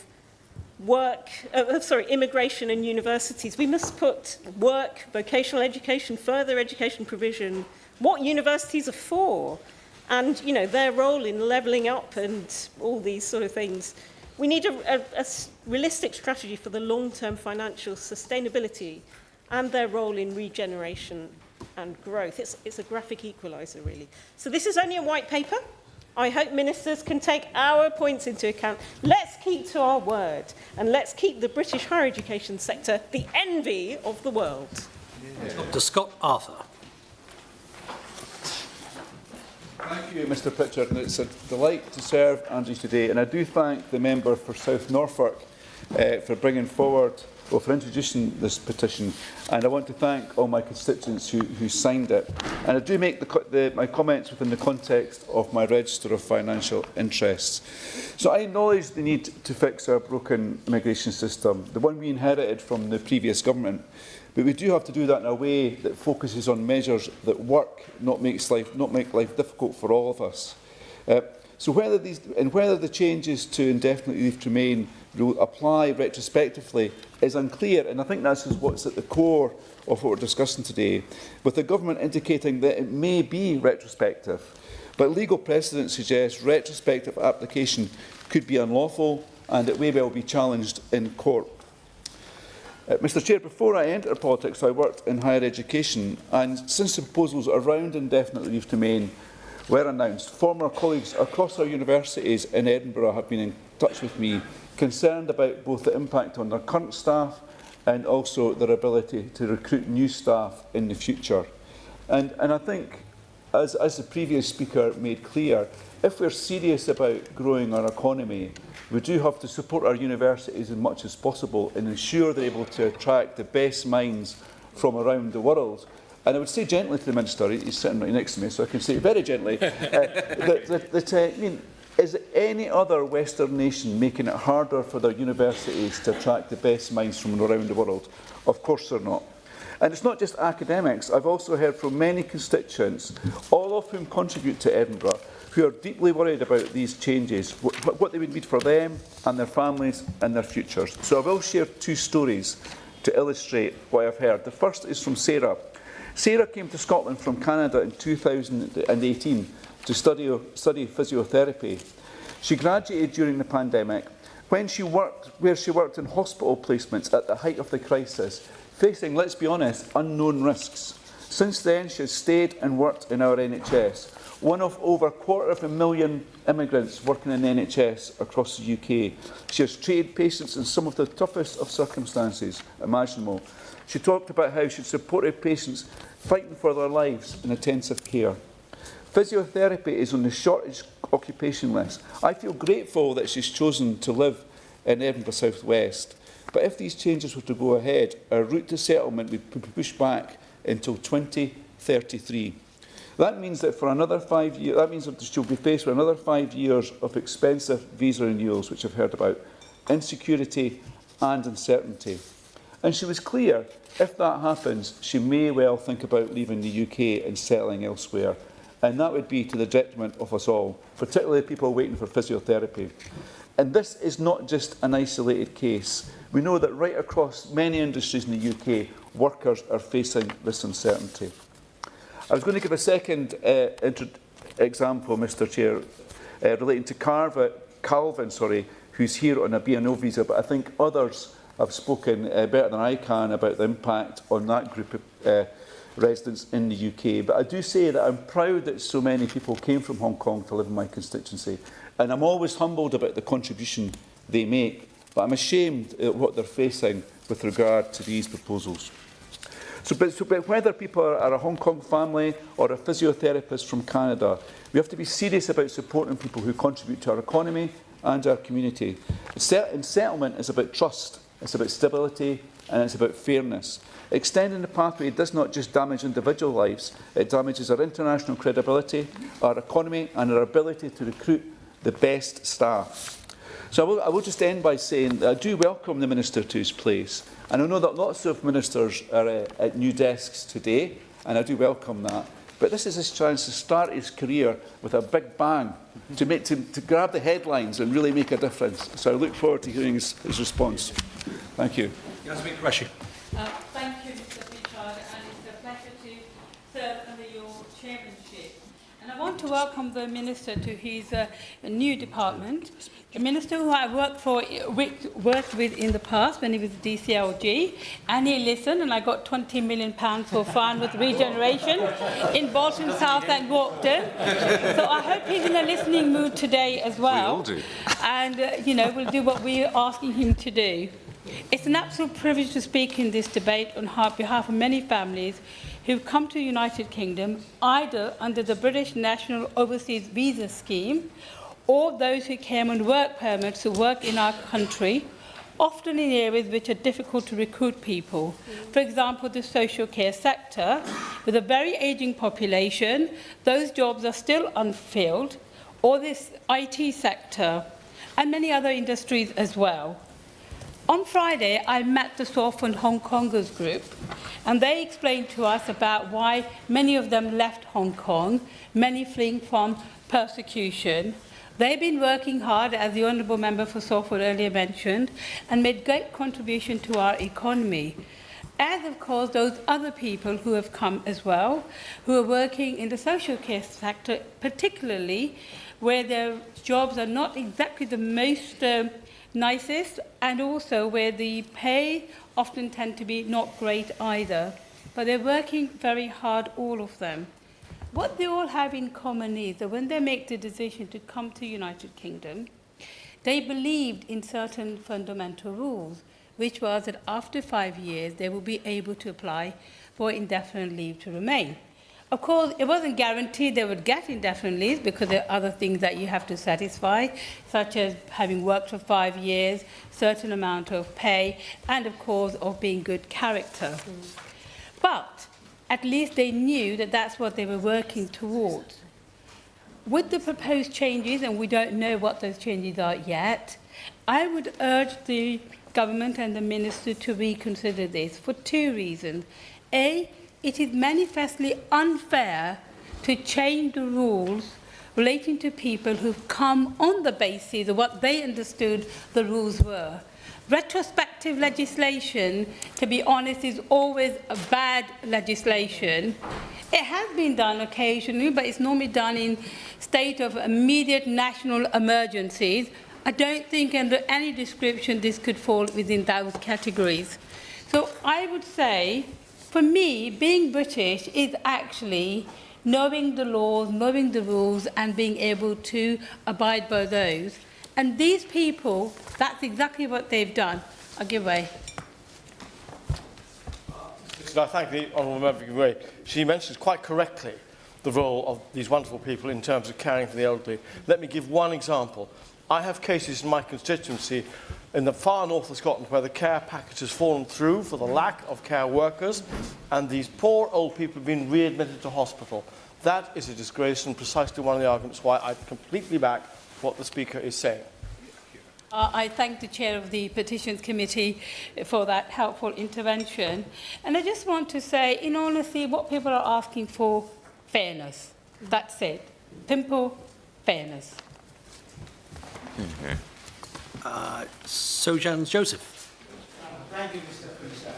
It's a pleasure to serve. I also congratulate my honourable friend, the member of South Norfolk, for his excellent speech and introducing this petition. I'm grateful to the 292 constituents of mine who signed the petition saying that any changes to indefinite leave to remain should not apply to those people who are already in the UK on a skilled worker visa. As we all know, the NHS is reliant on overseas workers. As of September 2023, around 20% of NHS England roles were filled by non-UK nationals. This includes 1 in 3 doctors and 3 in 10 nurses who are from overseas.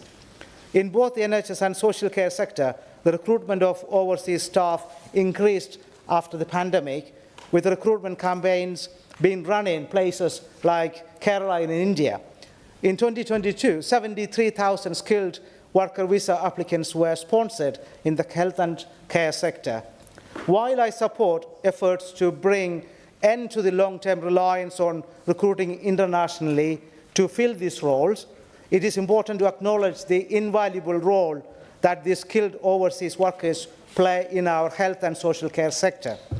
As the co-chair of the APPG on adult social care and someone who came to this house from working in the NHS, I understand how important it is that we do not lose the skills of those who are already working in our health and social care sector. My constituents who are working in the NHS have made the point that the cost of recruiting and training an overseas nurse is anywhere between £50,000 and £60,000, while for a doctor it can be roughly £250,000. They argue that this country has made that investment so they are able to train, learn and work in our healthcare sector. However, they have said the certainty they had about their lives in the UK has been thrown into doubt, and they are currently not able to plan for the future. Turning to the other petition, I'm grateful to the 168 members of my constituency who signed the E-petition calling for Hong Kong British national overseas visa holders to be exempted from any change to the indefinite leave to remain. I'm particularly grateful to one of my constituents who came to a recent surgery with a letter signed by 80 Kong BNO visa holders living in Ashford, Hawkinge villages. I know that those who are living in my constituency of Ashford are making a positive contribution to our community. Many of them have joined the workforce, finding employment in healthcare, in education, and in trades, with some opening their own businesses. They have enriched local towns and villages by volunteering and by becoming actively involved in local groups. And as most of them have young families, their children have joined and become settled on local schools. They have left Hong Kong due to the suppression of freedoms there and have come to the UK to rebuild their lives here. In their letter to me, my constituents wrote about the current uncertainty in their lives, especially for those with school-age children.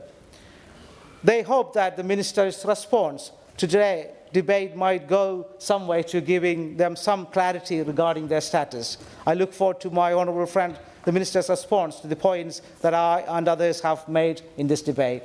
MacDonald. Thank you, Mr. Pritchard. It's a pleasure to serve under your chairship, and I welcome the Minister to his place.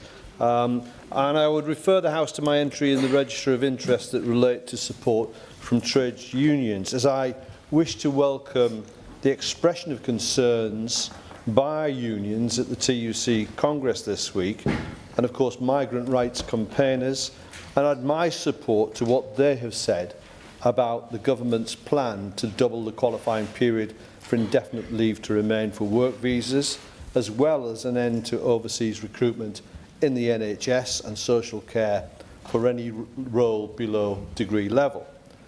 I particularly wish to raise this matter today because I've been made aware that health staff in my own Middlesbrough and Thornaby East constituency at the James Cook University Hospital have faced acts of racist abuse in recent weeks.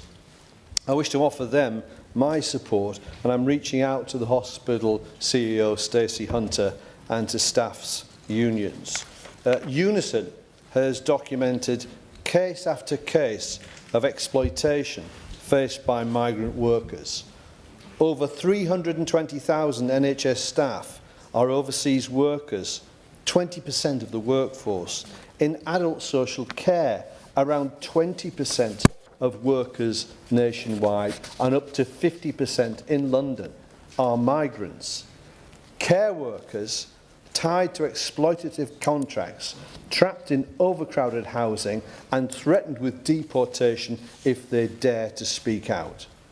Some have even been forced to pay huge sums to take up jobs in this country, only to be told they must repay those fees if they challenge poor conditions. By binding visas to a single employer, the system hands unscrupulous bosses extraordinary power, and doubling the settlement period will only extend that power. Yeah. On migration, we have been following a dangerous script rather than setting out our own agenda. This is a mistake. It concedes the terrain of debate to malign political actors and their ilk, and it distracts from the real crises shaping people's lives. Very grateful to the honourable gentleman for giving way. He's absolutely spot on. We are entering dangerous territory with some of the debate today. But can I say to him, I'm immensely encouraged that so many Labour MPs have turned up today to say something positive about immigration and the impacts and effects it has on our society, the positive effects. So will he join me and encourage them to go further, say good things about asylum seekers, stop stripping people of their human rights, and let's make sure a positive case for immigration and asylum is given in this House? I'm grateful to the honourable member for his contribution. I think we've heard from speaker after speaker extolling the virtues of and the positive case for immigration. But of course it's not the immigrant minority who hold our social care services together who are the problem. It's the minority of those with extreme wealth who go to huge lengths to avoid paying their proper taxes, and they attend overseas conferences addressed by the leader of the Reform Party to learn how to collect multiple citizenships and avoid taxes through webs of multinational corporate arrangements. So the question here is, Mr. Pritchard, who are the patriots? The tax avoiders or the health workers? Yeah. So with so many thousands of workers short, the care sector is unable to provide care packages for all those who needing support, as has been mentioned by an honourable member just a few months ago. The government must get on with making its fair pay agreement in the health sector a reality and ensure social care is funded properly. That element of the Employment Rights Bill will be a great boon and fillip and support and protection for those workers. So I urge a retention of the 5-year route to ILR and a commitment not to apply any change retrospectively.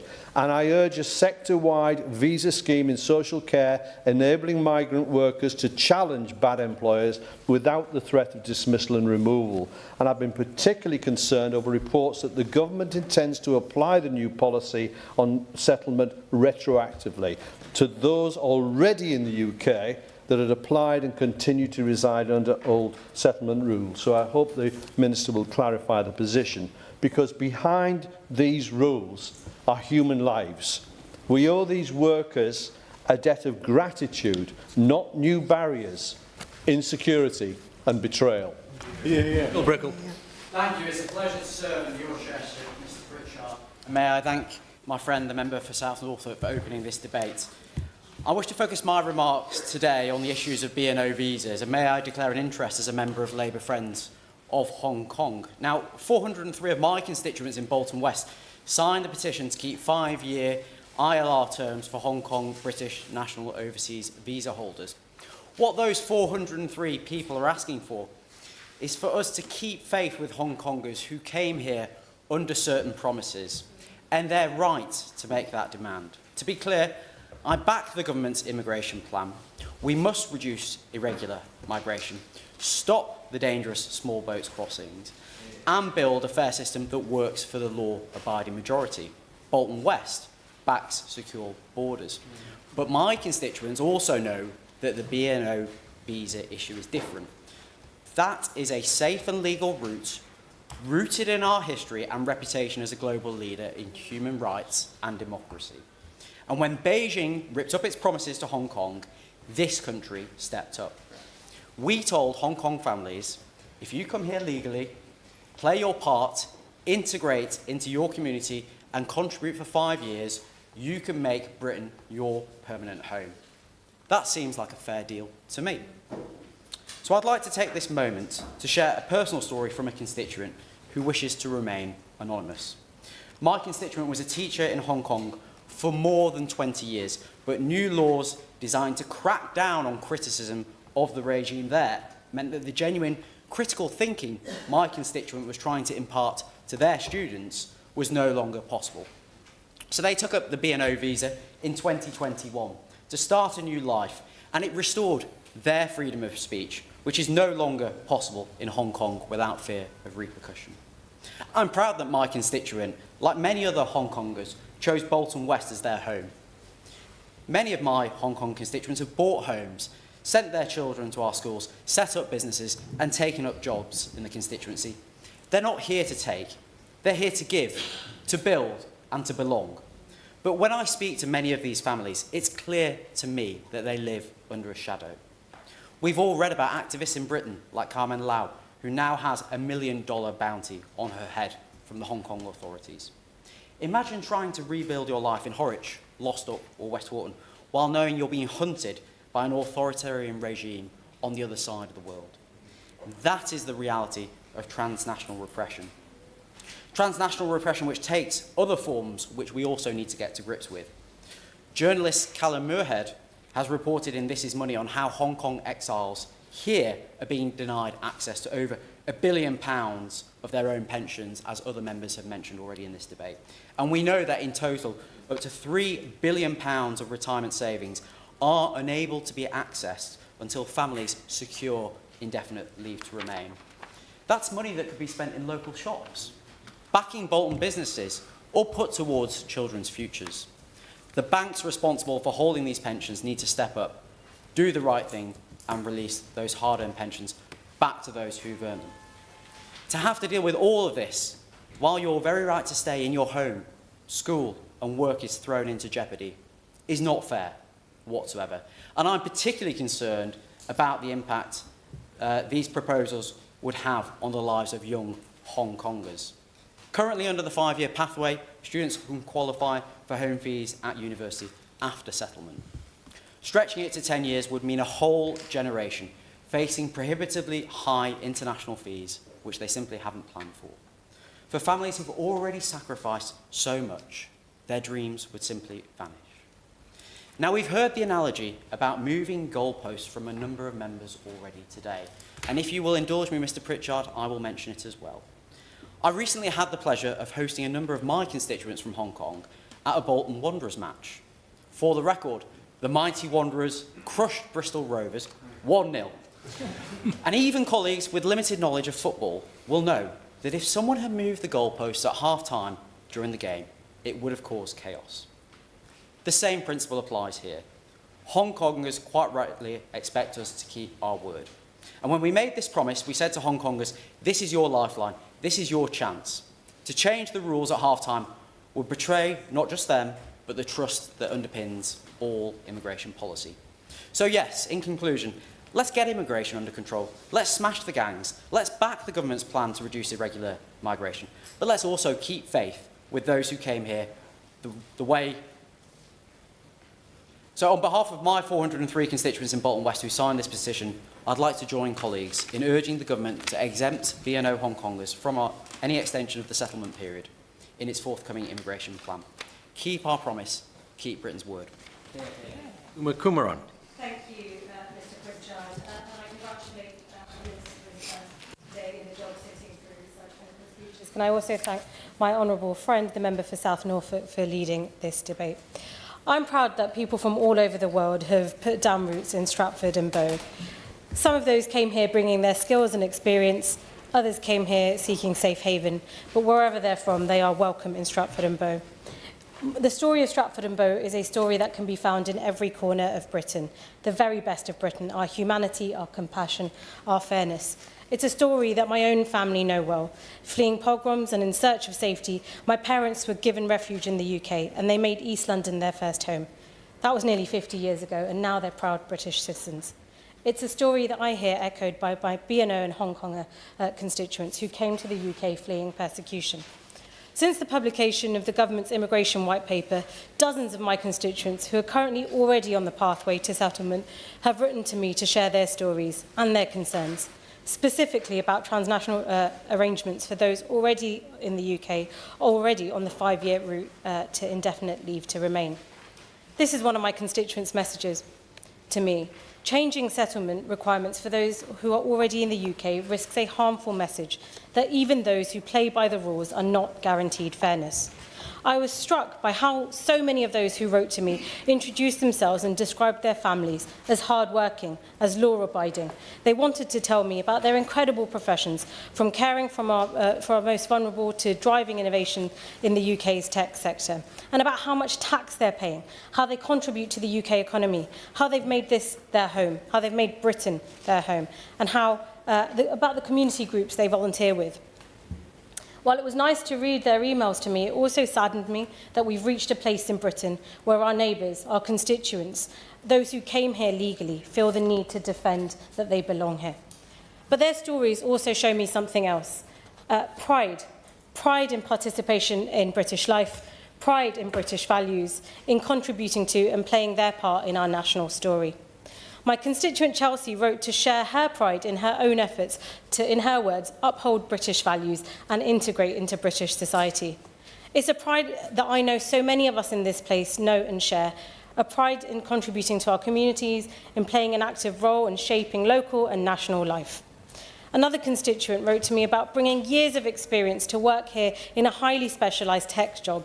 Declining offers in other countries, he told me he chose to come here following the rules in good faith, trusting the commitments made when he arrived and trusting that those would be honoured. In a nation obsessed with queuing and fair play, what could be more British than this? A respect for the rules, standing in line, asking for one thing in return, fairness. Changing settlement requirements for those who are already in the UK risks a harmful message, undermining trust in legal routes that even those who play by the rules are not guaranteed fairness in Britain. I will. Thank you. Because over the summer I held a drop-in surgery for the Hong Kong community in Epsom and Ewell. There are over 1,000 of them. And I heard from so many concerned residents about the proposal to extend the qualifying period from 5 to 10 years. They told me that this could have a profound impact, including disrupting their financial planning, causing increased stress and uncertainty for those individuals and their families. Does the Honourable Member feel it's not imperative that this government provides urgent clarity and reassurance to those affected? Thank you. My honourable friend makes an important point, and this is what so many of us in this room, cross-party, are asking for at the moment, and I'm sure the Minister will respond to that point. My BNO constituent put it best to me. British nationality is a privilege, not a right, and I'm sure all of those in this room agree with that. But it's also our right here as members to ensure that our system is fair. And that means we can't treat migration like a sticking plaster on deep-rooted domestic issues like skills shortages. It also means honouring the settlement expectations people had when we welcomed them here legally, and honouring our historic obligation to Hong Kongers claiming humanitarian protection and fleeing political repression. As the government prepares to set out its plans this autumn, I urge the Minister to consider the calls of constituents in Stratford and Bow and ensure that those who arrived under the 5-year rule are allowed to complete the route to settlement without changes being applied retroactively. To do so reflects the British values my constituents of all nationalities cherish and the story of our country, which is fair, outward-looking, compassionate, that we all hold so dear. Mr. Swallow. Thank you, Mr. Pritchard. It's an honour to serve under your chairship, and can I welcome the Minister to his place, and by way of ingratiating myself on behalf of my constituents, say how much I like his socks, which I've been admiring. The Immigration White Paper rightly recognises that we need an immigration system which is fair, firm and clear. Those who have come to this country to work hard, contribute and play by the rules should be able to see a well-defined route to citizenship. That pathway must be bound by rules which are consistent, transparent and well understood. That said, in Bracknell, I have heard from constituents who are potentially going to be affected by a shift from a 5+1 year to a 10+1 year route to citizenship. Many of these residents are almost at the 5-year point today and have already built lives and careers here. Understandably, they're worried that just as they reach that threshold, the rules will change beneath their feet. My firm view is that when people come to this country on the basis of a clear settlement route, we should respect that understanding. And at the very least, any change should be introduced in a staggered way. That is the fair and right thing to do.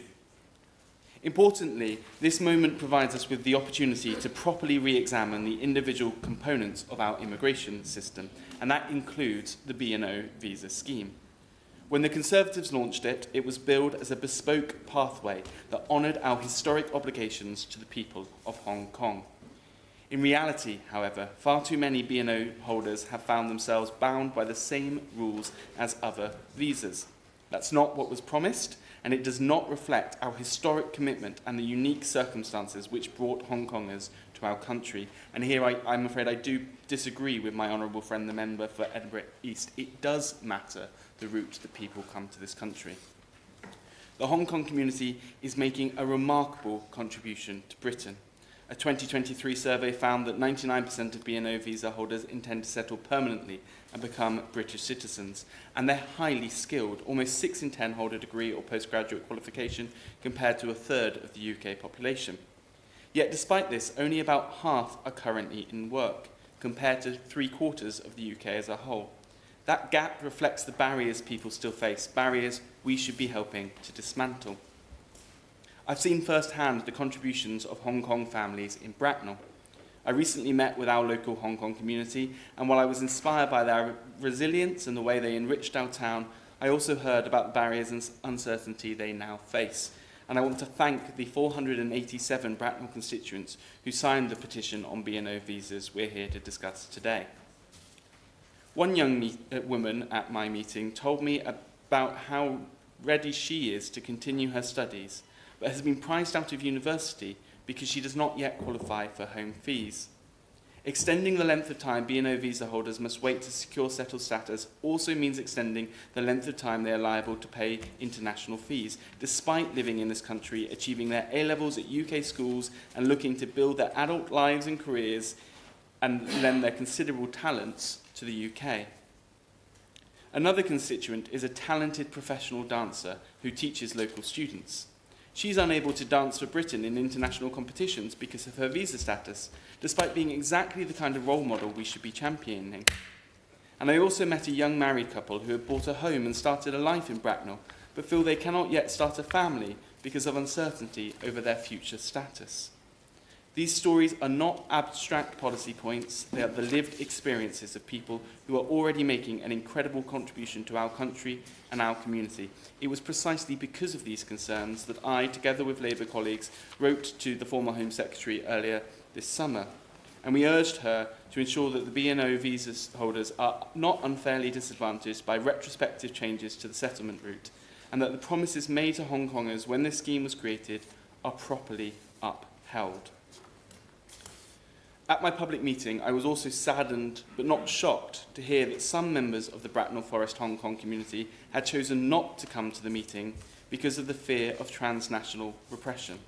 They were concerned that by engaging in the democratic process and speaking to their local Member of Parliament, a right which must be available to every man, woman and child living in this country, they would make themselves targets for the long reach of the Chinese and Hong Kong governments. This is a powerful reminder of why the previous government, with the Labour Party's full support, brought in the BNO visa route in the first place, the Hong Kong National Security Act. We owe it to the Hong Kongers rebuilding their lives in the UK to ensure the BNO visa scheme is properly bespoke, so we can live up to our historic obligations. Before I call Bel Ribera Addy, can I just say that, to the Minister that his socks are in order, and the clerks are excellent, because the first reference to socks in the House of Commons was in 1842 in a manufacturing debate, and to reassure him there's no mention of socks in the rules and behaviour and courtesies in the House of Commons, or indeed in Erskine May any mention whatsoever, which first of course was published in 1842. 44. So members can all be reassured, and certainly the Minister, his socks are in order. There is a ruling. Bell. Mr Pritchard, it's a pleasure to serve under your chairship, and I'd also like to thank the Petitions Committee and the member for South Norfolk for bringing forward this debate. Now, when the government introduced its immigration white paper, it proposed increasing the standard qualifying period of indefinite leave to remain from 5 to 10 years.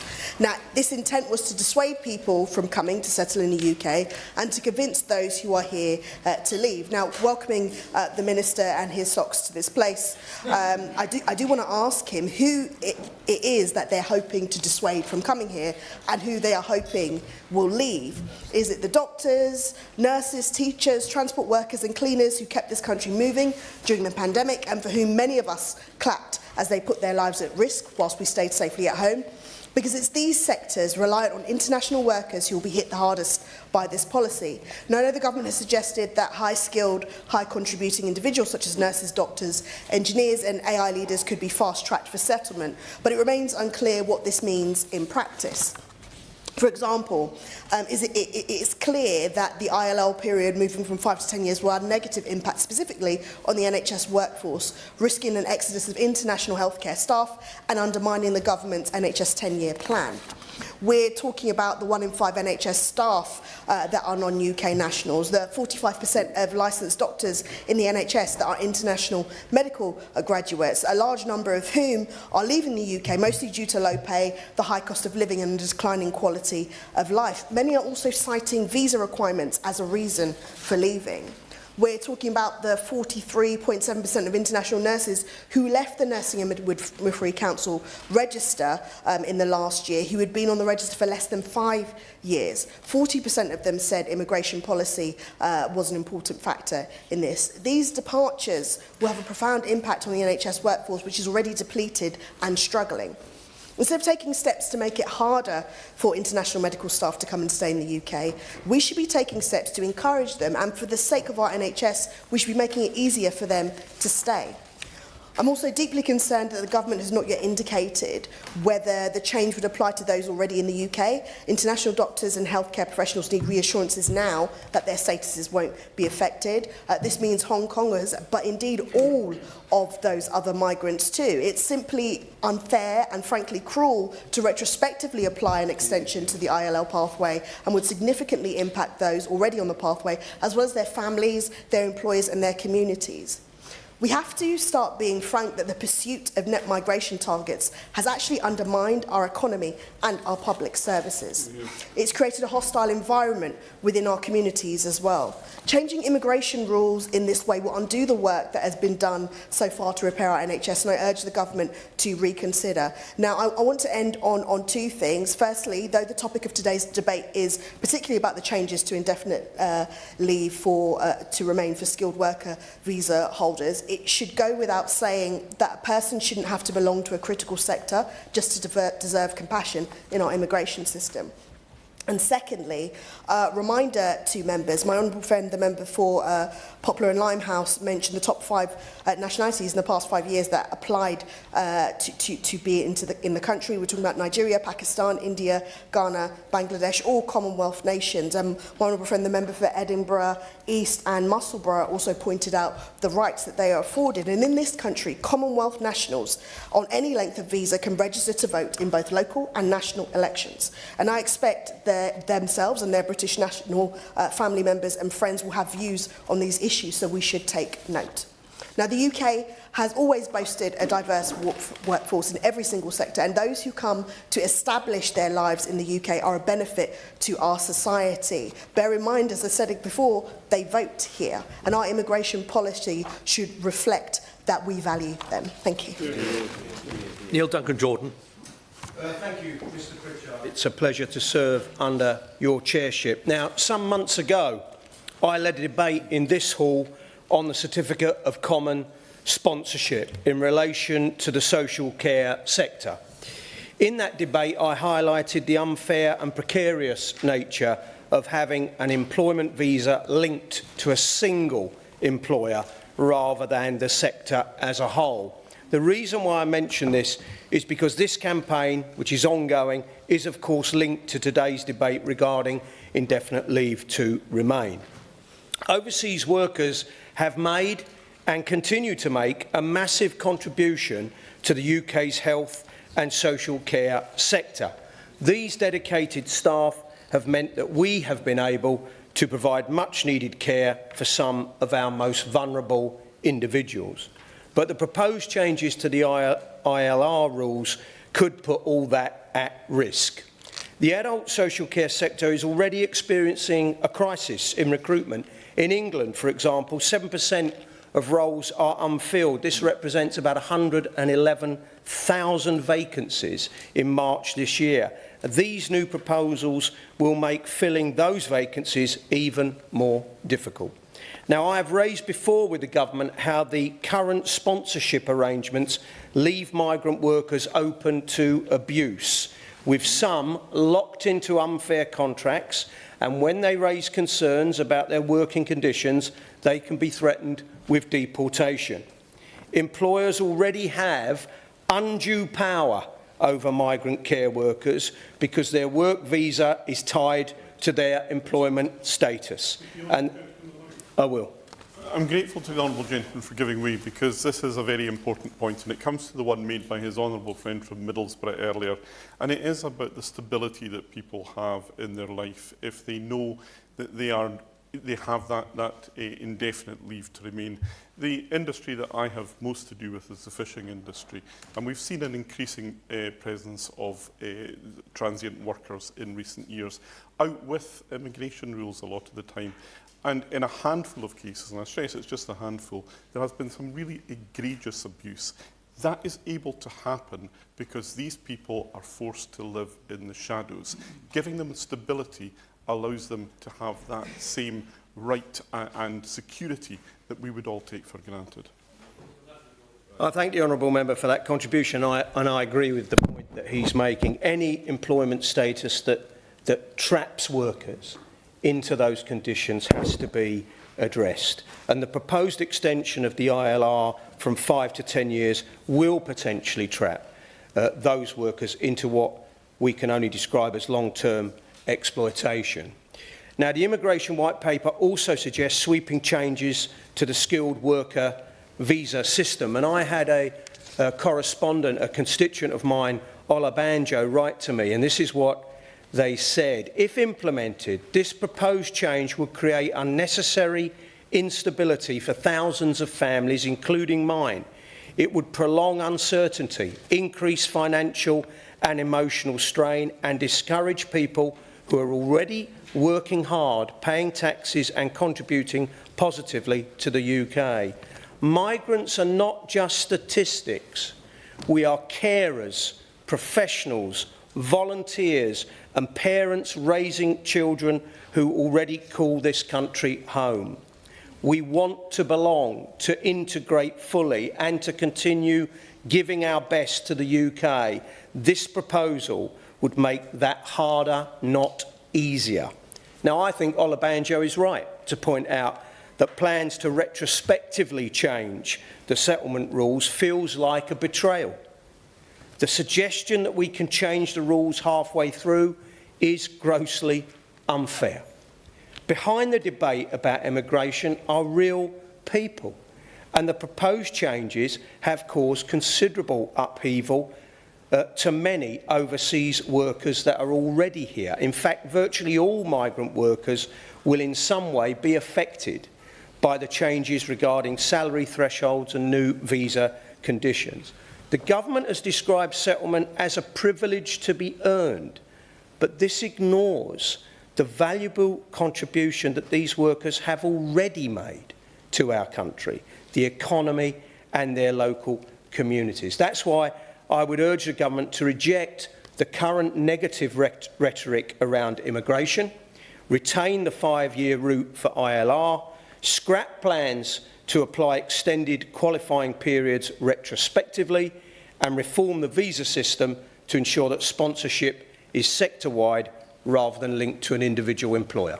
Hear, hear. Hear. Thank you very much indeed. indeed, Mr Pritchard. It's a great pleasure to serve under your chairmanship. I'd like to start by thanking my honourable friend from South North for the way he presented this important debate, and we have had, as we know, over 100,000 people signing up to both of these petitions, including a number from my constituency of Chesterfield. I'd also like to take this opportunity to welcome my honourable friend, the member for Nottingham North, to his new post, and in wishing him well, say from my perspective that I think that this debate has absolutely expressed the huge contribution that many migrants have made in our constituencies, in our country, and that is a sentiment that's been very strongly made in this debate, but that I think there's absolutely nothing inconsistent in saying that on the one hand we absolutely recognise that contribution that has been made, but on the other hand we recognise the government's desire to reduce the level of net migration that has come in, that it is unsustainable, the number of people that we have coming into our country, and that we can absolutely recognise the huge contribution that migrants have made without in any way undermining the positive steps that the government are trying to take to get this system under control. I agree entirely that Britain is a country that keeps its word, and we should continue to keep our word to the Hong Kongers who've come here, and echo the comment that's been made by many others that it will be a huge propaganda victory for the Chinese government if they're able to say that we are undermining that commitment. And also support what's been said by others about those who've already started down a path, that we shouldn't be changing the rules that we have made to those people. It is important to recognise that many people have got a real uncertainty now, and that we need to say that we are in a competitive environment for many of these skilled migrants. There are many other countries that would like to attract them over there, and if we start pushing them away, making them believe that their commitment to this country won't be honoured by this country, we risk losing people that are absolutely crucial to our public services and to our economy. And so I think we should consider that very seriously indeed. I also believe that my constituent Arinda, who came to see me, her family from Albania, been in the UK for several years, and she is now she came here on the skilled work visa. Her husband and her son were brought here as dependents. They've made their life here, they've joined the local church, they made huge contribution to local community, and there is real concern amongst her church community that she now might not have the stability that she believed that they should. So I believe that we should offer that certainty to those people who've come on the 5-year route, and also would echo the point made by my honourable friend from Poole about the danger of exploitation of some people who've come on the skilled visa route. I've seen appalling situations, people working in the care industry who are being forced into doing effectively 75-hour shifts over the course of a week, and we're being told, well, if you're not willing to do it, then we're going to scrap the basis on which you've come here, and you'll lose your right to be in the UK. We need to make sure those people who are making an important contribution are properly protected. So I support what the government's doing in trying to tighten up our immigration rules, but I also believe that in this particular case, at the end of that consultation, I hope that the government support what those people who signed this petition have asked for. And Thompson. Thank you very much, Mr Pritchard. It's a great pleasure to serve under your chairship today. And can I start by thanking my honourable friend, the member for South Norfolk, for bringing forward this debate today. And indeed, thank my very great honourable friend, the Minister, for taking his position today. When the Hong Kong UK Welcome Programme was established in 2021, Long Eaton in my constituency was chosen as one of the preferred resettlement locations for Hong Kongers. Local people in Long Eaton have very much welcomed our new neighbours to our community.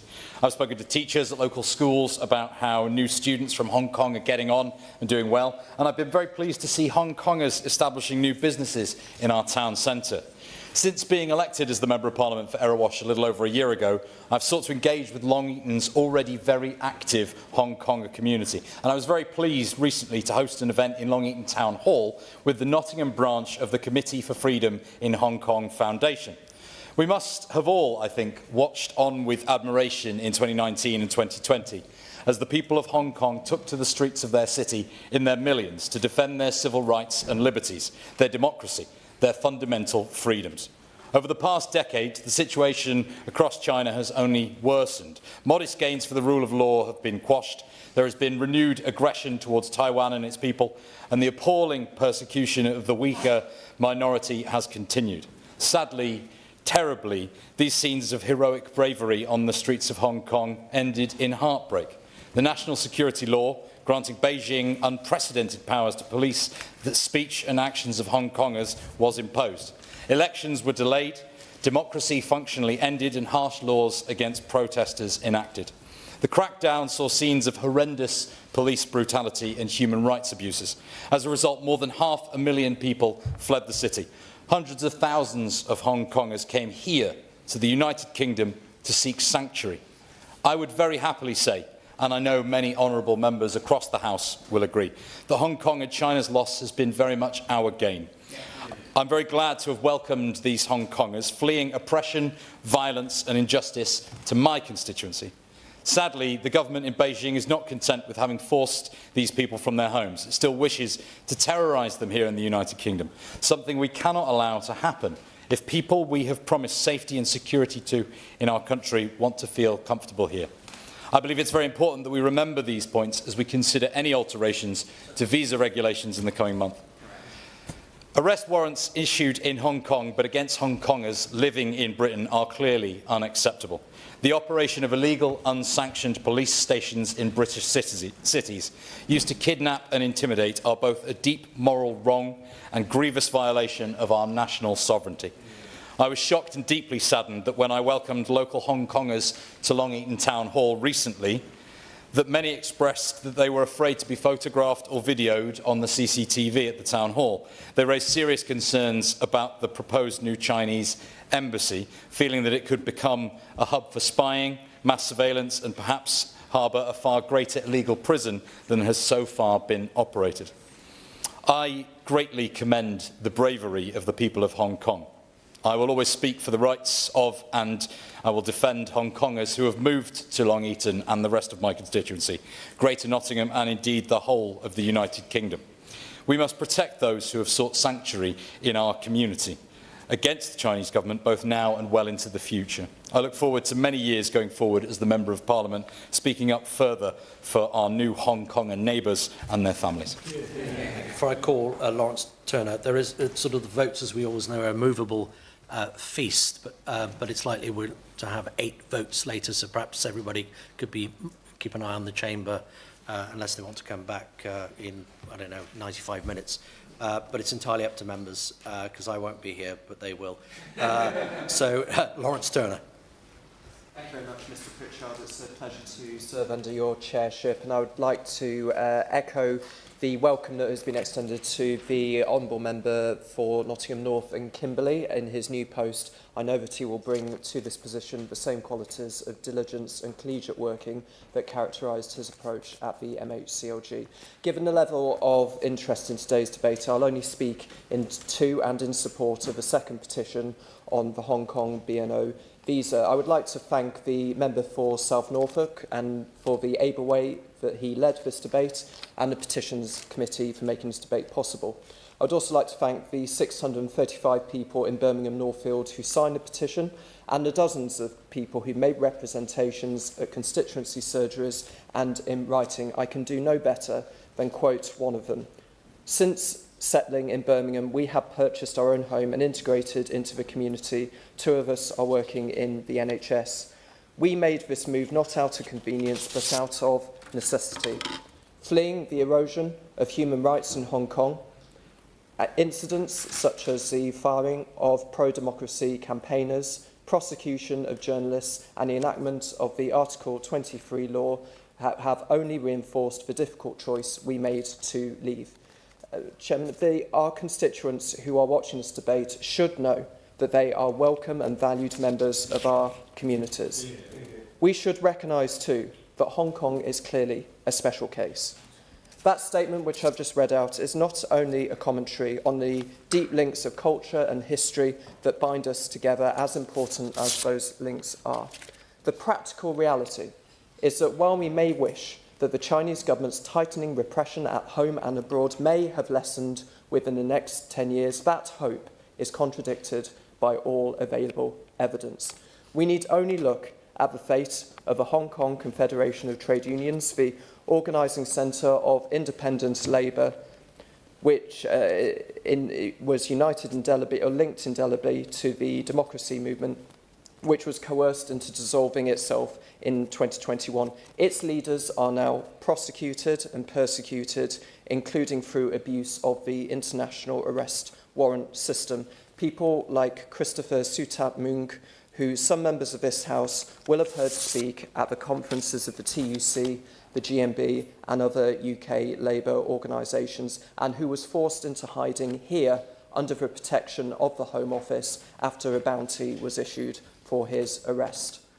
I've spoken to a number of my constituents who share that concern that they may themselves be targeted and subject to surveillance. They deserve to have the fear lifted of return to Hong Kong or relocation to another country which may offer lesser levels of protection.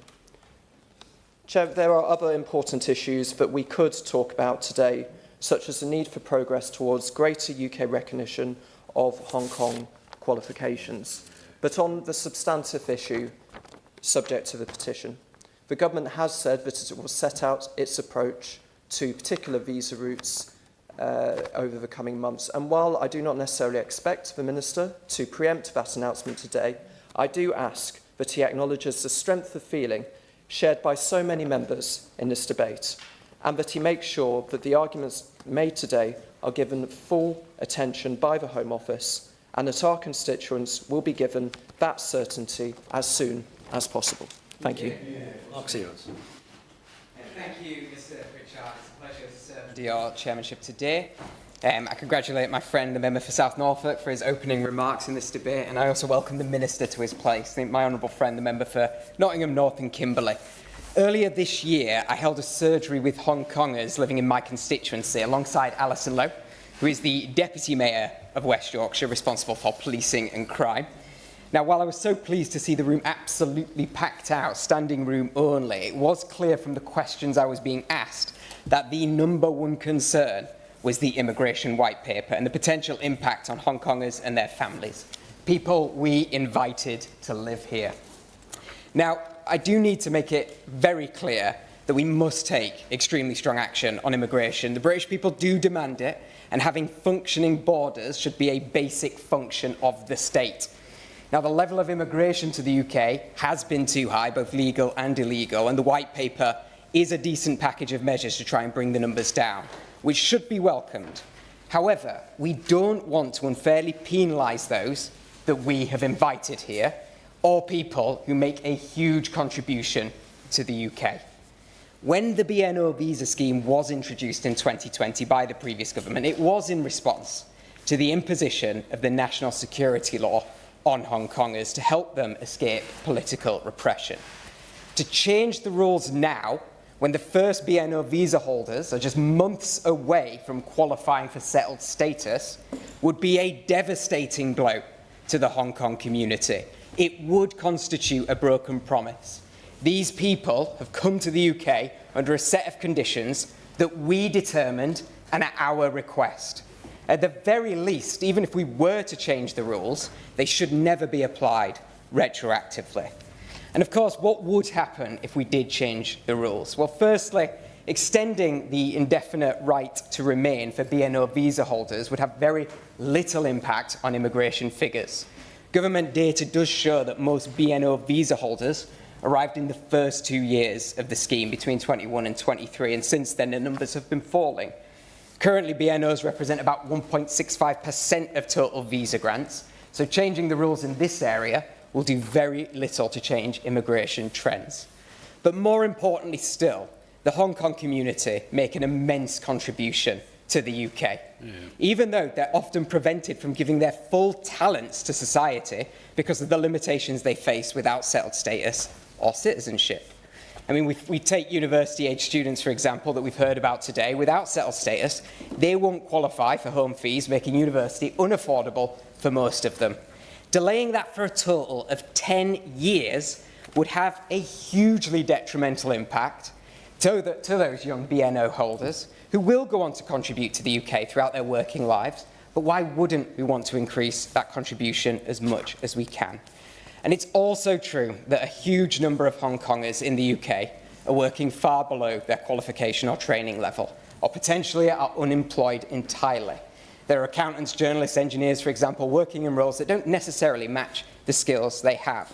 And we've heard that there are some practical steps that the government could take to alleviate some of these problems, which is in our interest.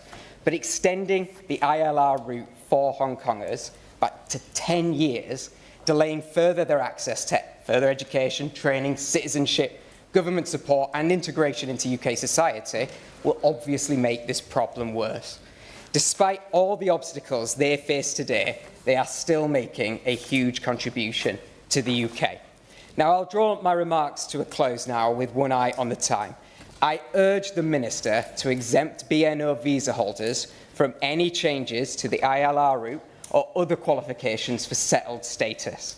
This country made a promise to the people of Hong Kong, and we should honour it.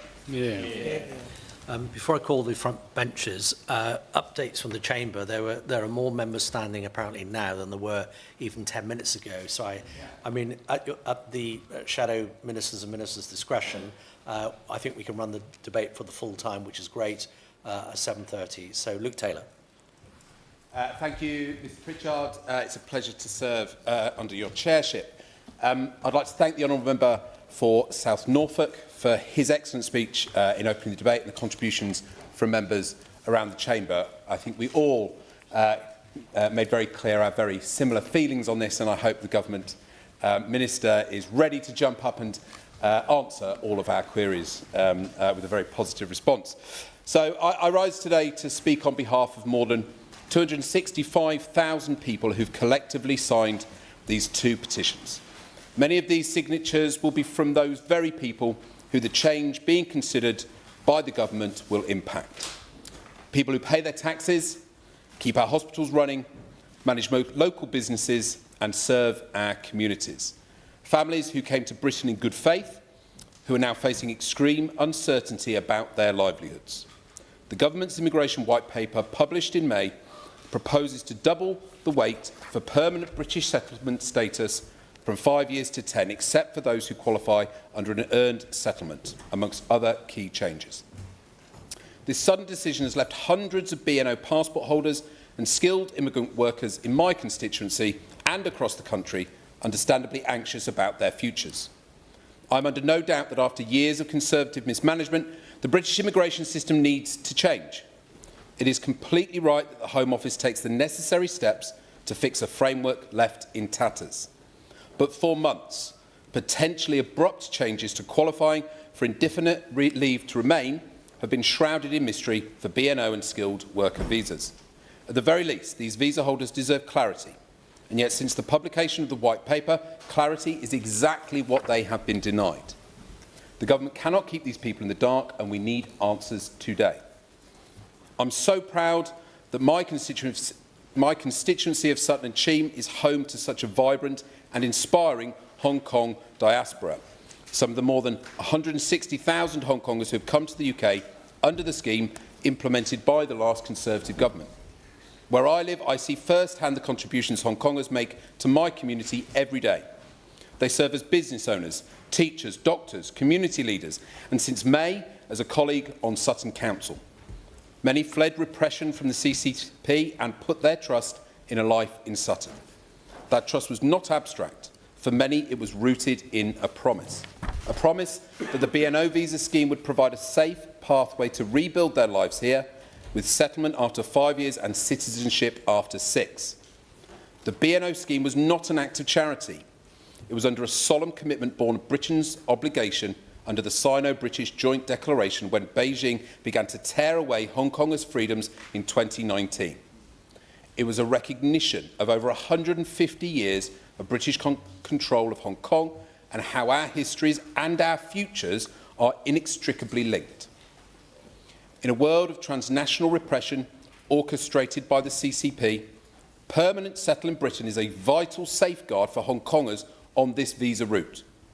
For Hong Kongers who have grasped the BNO lifeline, the prospect of doubling the wait for indefinite leave to remain could be devastating. So many families I've spoken to have built their futures around that promise of a 5-year route. They make the ultimate sacrifice to uproot their lives in Hong Kong and move to this country because they believed Britain would stand by its word. To make BNO passport holders extend to 10-year ILR, the consequences for my constituents would be brutal. Without ILR or a UK passport, many BNO holders are left with a Hong Kong Special Administrative Region passport. Once that expires, they face major barriers to international mobility. For some, travel would become impossible without risking interaction with PRC authorities. Families would be cut off from loved ones, and careers that require international travel would be closed off. Even children born here to BNO parents could be left waiting until they're 11 years old before gaining a passport. The consequences for education are equally as stark. BNO students must secure settled status before qualifying for home fee status at UK universities. Under these new proposals, a 10-year wait would mean most BNO students would face international fees their families simply cannot afford. When the decision was made to take up the BNO route and travel to and settle in the UK, this timing will have been considered and understood. An important consideration for those families fleeing persecution, yet not wanting to compromise their children's future and their access to affordable further education. That timing and opportunity now risk being torn up by this government.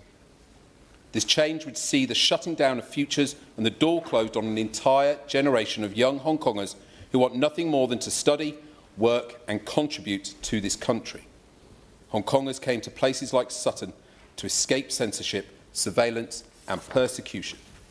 Do we really want to answer their courage with confusion? Recent correspondence from the Home Office to a Labour MP that I'm sure many of us have seen suggested that the existing pathway would remain unchanged for those already holding BNO visas, and that the proposed changes to the language requirements would apply to new applicants from April 2026 onwards only. This, however, was contradicted by later correspondence released to a number of letters issued by, I'm sure, members around this room. So I'd like assurances and urge the Minister to reflect carefully before making any changes to ILR for BNO visa holders. Hong Kongers' lives are already clouded in so much uncertainty. They need clear guidance on how any changes to immigration policy will affect them. The impact of this white paper on Hong Kongers would be immense, and assurances must be provided when so much is at stake for so many of my constituents. And what of skilled worker visas? This is the UK's primary visa route for individuals seeking to work here. It includes the health and care workers subcategory, the very nurses, doctors and carers who keep hospitals such as St Helier in our borough running every day and look after our constituents in their homes. Britain cannot hope to attract the best and brightest talent while leaving thousands of those on skilled worker visas in limbo.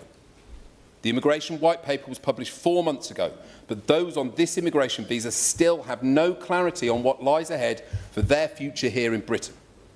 These are people who keep institutions like our NHS afloat, who fill critical shortages across our economy and contribute to Britain from day one of their arrival. They deserved certainty on what changes to immigration policy meant for them from the very beginning. The government cannot claim to fix our immigration system by pulling the rug out from those who put their faith in it. Hong Kongers and skilled workers deserve fairness and they deserve stability. So, on my closing note, I urge the Minister to stop changing the rules mid-game. Play fair as members around this room have all made very, very clear. Stand by your word and the word of the previous Conservative government, who, in all fairness, brought this scheme in with foresight and compassion for the people of Hong Kong. Please give people the certainty to build their lives as fully as they can in this country by retaining the 5+1 time limits for BNO and skilled workers, and I hope to hear the Minister give reassurance of that when he winds up later. Thank you. Mr Pritchard, and it is, as ever, a pleasure to serve with you in the chair this evening. And may I be, I believe, the first member of my party speaking in this place to welcome the Honourable Member for Nottingham North and Kimberley to his new place. I look forward to working across from him, socks and all. I am grateful to the member for South Norfolk, the Petitions Committee and the members of the public who have signed the petitions before us today. He is right to note that there are many different strands to this issue. This evening I will speak about the proposed changes to ILR qualification for the skilled worker visa. Over the past 30 years, millions of people have immigrated to Britain.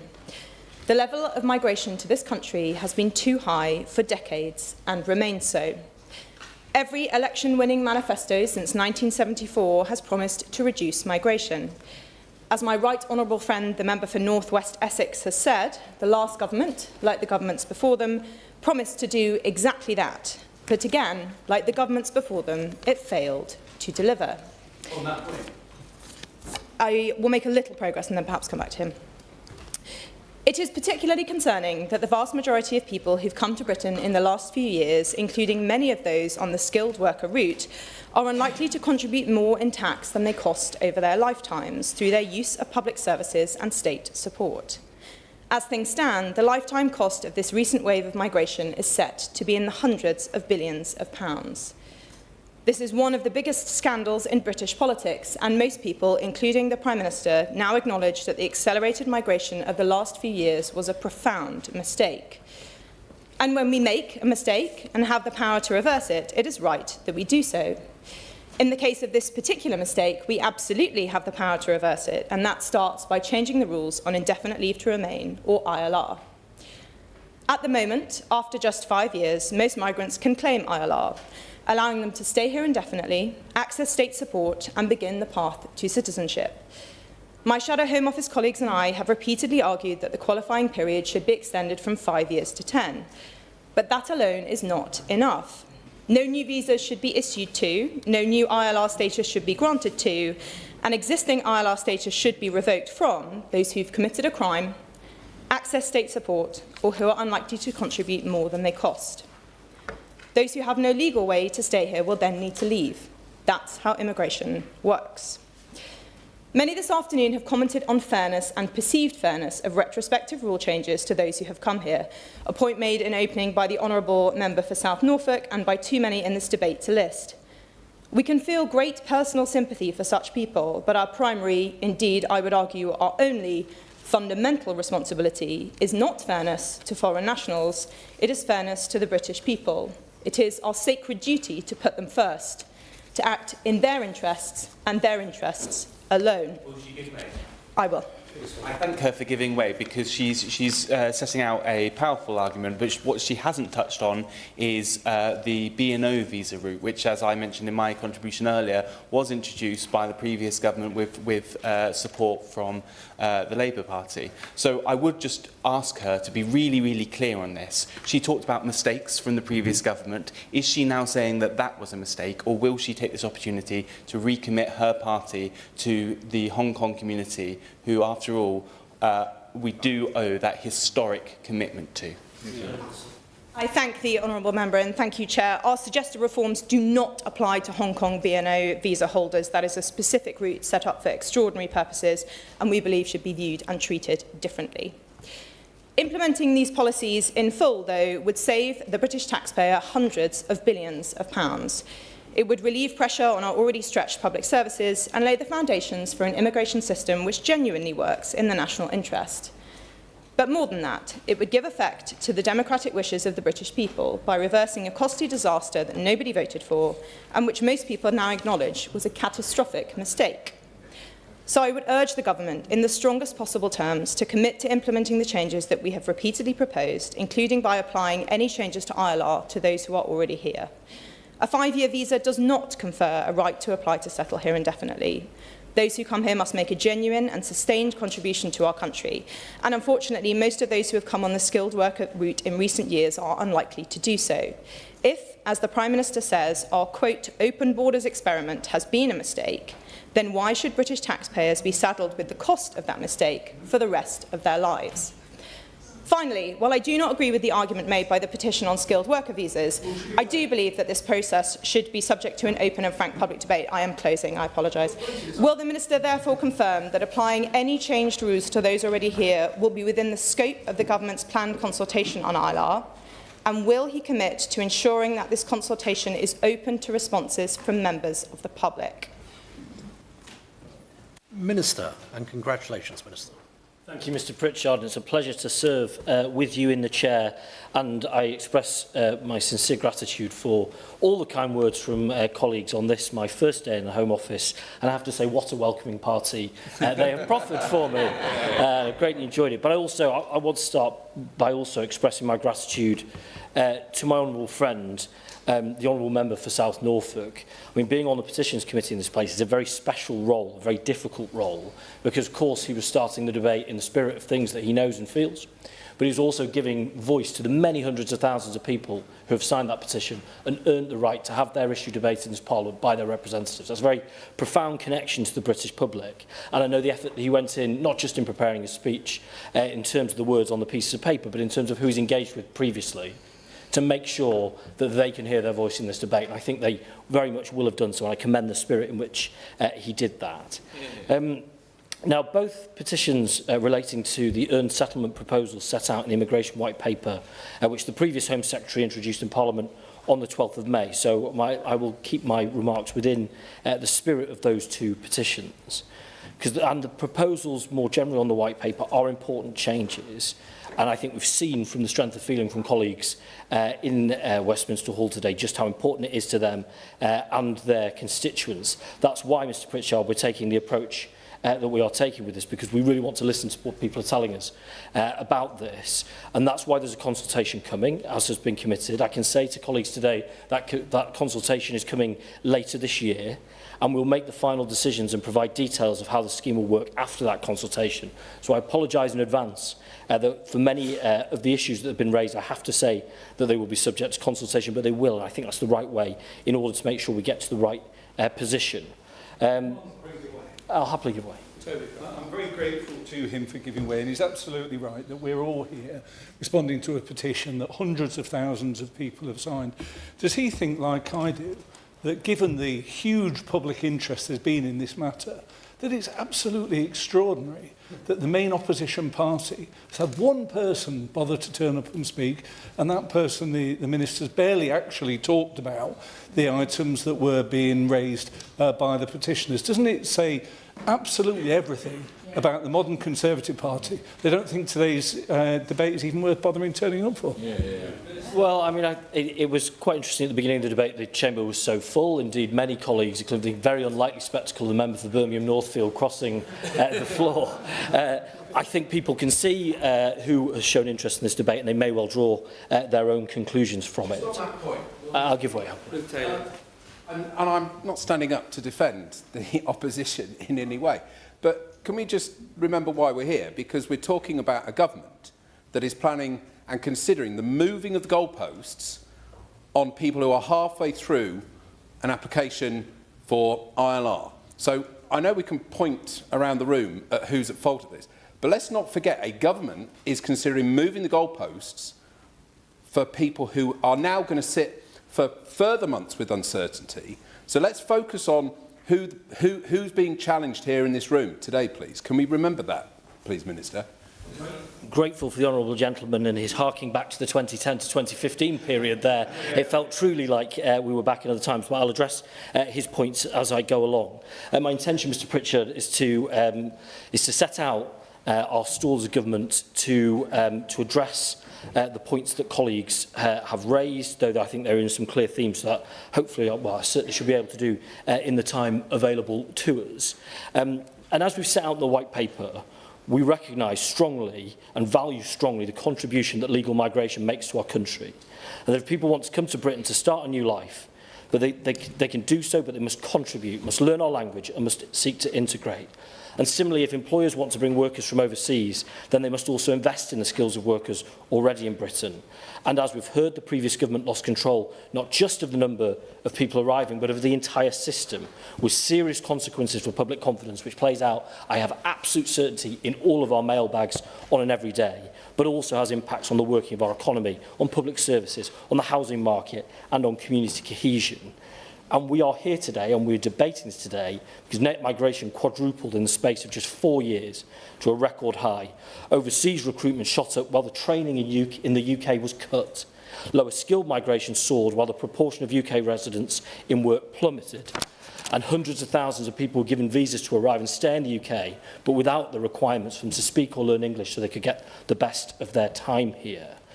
We know, and we hear from our constituents, that migration needs to be managed so that we support families, communities, and create cohesion with proper support, as I say, for integration, for people to seek that better life. But there has to be clear rules about contributing to the UK, where the pace of migration is too fast or where integration is too weak. It makes it harder to maintain that confidence, those community bonds, and those relationships.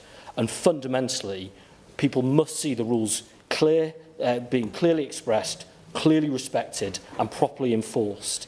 And for the system to be credible, those decisions must be fair, and misuse and exploitation, as we've heard from many colleagues about the risk, must be tackled fast.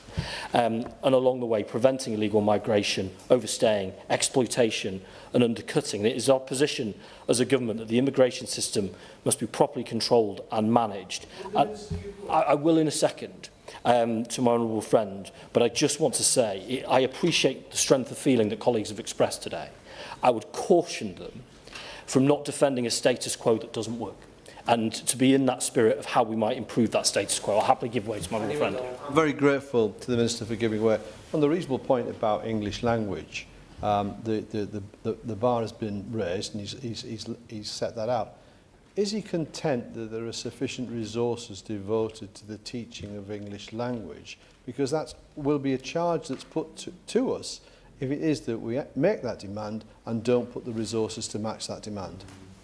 I think that's an excellent point my honourable friend mentions. I mean, I'm going to turn to the BNO status shortly, but I think of the work that goes on in my community around English language there, similarly around those who've come from Ukraine in the last few years, and that has been transformative for those people. And as we go along and as we make the proposals in the white paper law, of course, we'll be considering those very important accompanying conversations as well.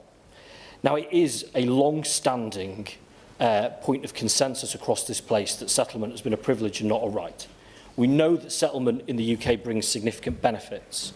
So the proposals that we've set out in the Immigration White Paper reflect our view that people who benefit from settling in the UK should first make a proportionate contribution. And we've heard so much about those valuable contributions that honourable members' constituents are making. And that is why, that although we're setting a baseline qualifying period for settlement at 10 years, we will allow those who make meaningful contributions to reduce that qualifying period, something the Honourable Member for Edinburgh East and Musselburgh referenced. Now, turning to skilled work, the subject of the first petition. Skilled worker visa holders make an important contribution to our economy and to our public services, filling essential skills and labour market gaps. But for too long, sectors have become reliant on them to fill those gaps and have not sought to invest in our domestic workforce. The reforms we've set out in the Immigration White Paper are addressing the balance and reversing the long-term trends of overseas recruitment, increasing at the same time as reducing investment in skills and training and increasing levels of unemployment and economic activity in the UK, which I know we're all concerned about in our own communities. Indeed, we implemented the first of those reforms in late July, lifting the threshold for skilled workers to the RQF6 level, and we've commissioned the Migration Advisory Committee to advise on future changes to salary requirements and the temporary shortage list. And we've established, Mr Pritchard, a new labour market evidence group, which also met at the end of July and will continue to meet quarterly in order to support our aim to tackle the underlying causes of workforce shortages and ensure that growth-driving sectors have access to the skilled workers they need now and into the future. We must have, and I speak obviously as someone who a couple of days ago was the local growth minister, have that same same vigour for our children in our schools today, that they're going to get brilliant opportunities and the training they need there first. Now, colleagues have talked considerably and with great passion about the Hong Kong British National Overseas Visa route. And I want to take a moment to reflect on what the BNO route means, not just for those who've made use of it, but for this country more generally. Our country has a long-standing and unique connection to the people of Hong Kong. As a former British territory, many Hong Kongers hold BNO status, a recognition of that shared history, as my honourable colleague from Milton Keynes Central said earlier. And I commend the previous government. I was supportive of it in this place, of their launching of the BNO route in January 2021 as a direct response to the imposition of the national security law in Hong Kong. And through this, the UK honoured its historic and moral commitment to the people of Hong Kong by creating a bespoke immigration route for those seeking safety, stability and a future rooted in those shared values. And since its launch, close to 225,000 people have been granted a BNO visa and over 160,000 have arrived in the UK. And like many other migrants across the immigration system, Hong Kongers have quickly become an integral part of both our economy and local communities, with high levels of employment, education participation and community engagement, and have made their homes in key cities and regions across the UK. I think in Nottingham, the extraordinary contribution Hong Kongers make, whether it's in our public services, whether it's in the private sector or the community and voluntary sector. I think my honourable friend, a member for Rushcliffe, who takes such a great interest in this area, a year or so ago when we met with representative organisations, of the extraordinary contribution they're making. I will stop short of saying whether I consider them to be from Nottingham now, because that, due to local government reorganisation, is a very sticky point, as it is also for my honourable friend in Broxtowe, and indeed possibly my honourable friend for Erewash mentions Long Eaton, and I'm not even going to go anywhere near that. But those people, their presence is not just valued, but they are making a huge and positive and lasting contribution to our national life. And we recognise as a government the significance of this community, not just for what's gone so far, but for the role they will play in the years ahead. So I want to assure members that this government remains steadfast in supporting members of the Hong Kong community in the UK and all those who will arrive in the future, and we remain fully committed to the BNO route, which will continue to welcome Hong Kongers. But I do know how important the ability to obtain settled status is to the Hong Kong community, and that is why I can assure them we are listening to their views about the route to settlement and will continue to do so. And in the meantime, of course, I will shortly, but in the meantime, the current routes for settlement under the BNO route will continue to apply. I'll have to give way. Can I merely tempt him, given how profoundly he's setting out the importance of the Hong Kong community in the UK, to take this opportunity not only to recommit to supporting the Hong Kongers with the current route, but in fact use this as an opportunity to fix some of the things in the BNO visa route that have made it not quite as bespoke as it was originally intended through this process. Will he look at that as he looks at the overall immigration system? Well, the honourable gentleman very kindly seeks to tempt me off topic slightly here, but he's made an excellent point, and I have heard it. But I do want to go back to the fundamental point around consultation. It is only right, we've heard from colleagues of the importance that this is to people all over the country. It is only right that those who may be affected by these proposals have a fair and equal opportunity to make their voices heard. That's precisely why we're moving forward with a consultation, to ensure that any decision taken is rooted in evidence, with fairness, and has a clear understanding of the real world impact on those effects. I'll give way in a second, and I hope that members will accept in that sense that I won't prejudge the outcome of that consultation before it's taken place. I'll give way to my honourable friend from Rushcliffe. Thank him for giving way and for his speech. Firstly, I'll just note that the clock is ticking, and I'd like him to recognise that, so it's really important that consultation is done quickly. But with that in mind, does he know at this stage whether different groups will be carved out within that consultation, for example, the BNO scheme, so there will be separate opportunity to comment on that and other routes? Well, we'll be very much opening the consultation up for everybody to make the important points about how the system relates to them. So, the opposition spokesperson asked for that clarity. I can give that clarity too. Everybody will get that important opportunity to say how the proposals would affect them.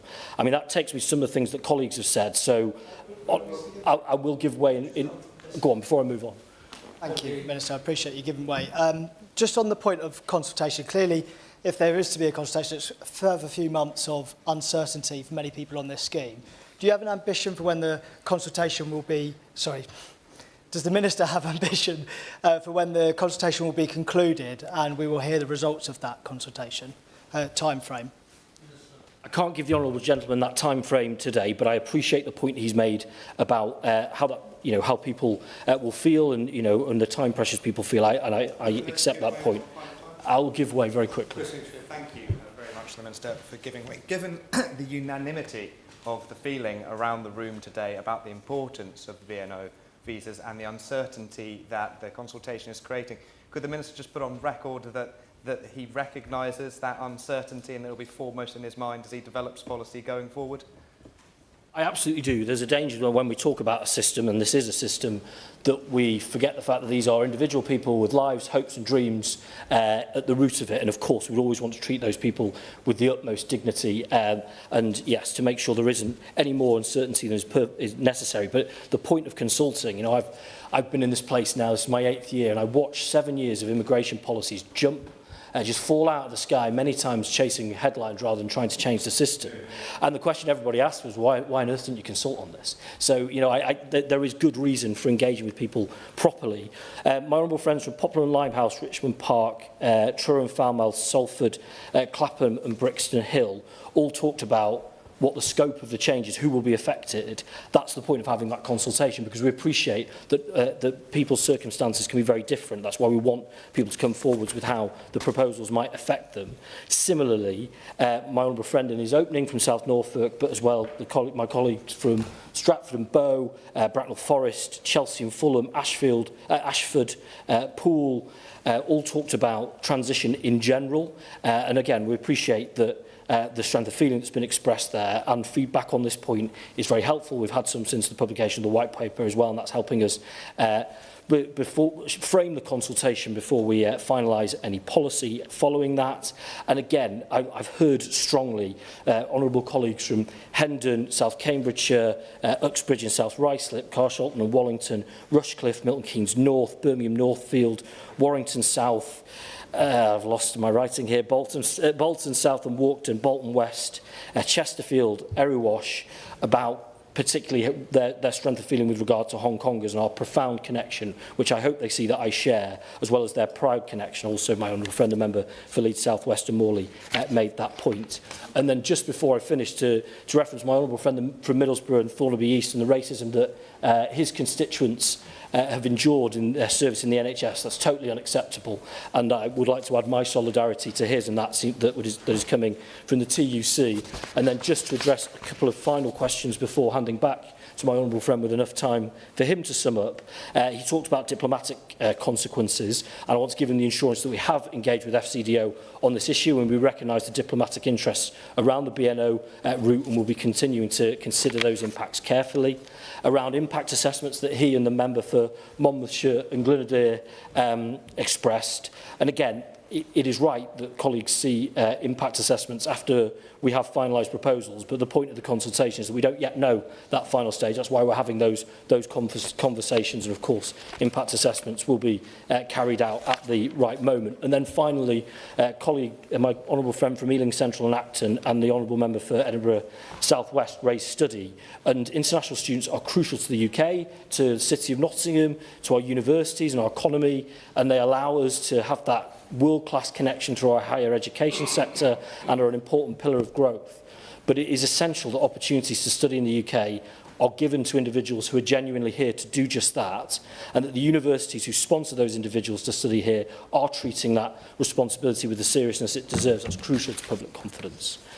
So to finish, again, I congratulate the honourable gentleman and colleagues for what's been a brilliant debate. There's a lot of interest for good reason. There's a lot more work to do going forward for good reason, but I hope that those watching have seen that we do want to get this right. We are going to be moving forward with a consultation. I look forward to engaging along the way in that process. Ben Goldsborough to wind up. Thank you, Mr Pritchard, and I think today's debate is a perfect example of what the E-petitions Committee is very good at doing. It's being able to bring these topics to the forefront of a brand new minister.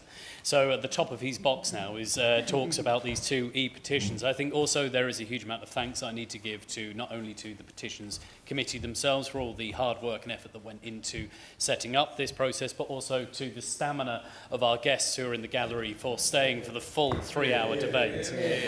I hope that those watching at home can realise this is the best of Parliament, where we speak with more light than heat, and where we look at the instruments in front of us and we take them issue by issue, and we don't decide to turn them into a mudslinging match, but in terms of actually looking at these projects in how we can better our country going forward. The question is that this House has considered e-petitions 727360 and 727356 relating to the qualifying period for indefinite leave to remain. As many of that opinion say aye. Aye. On the contrary, no. I think the ayes have it. The ayes have it. Order, order. The sitting stands adjourned. Have a good evening and enjoy the votes. Very well, Chair. Thank you very much. Thank you.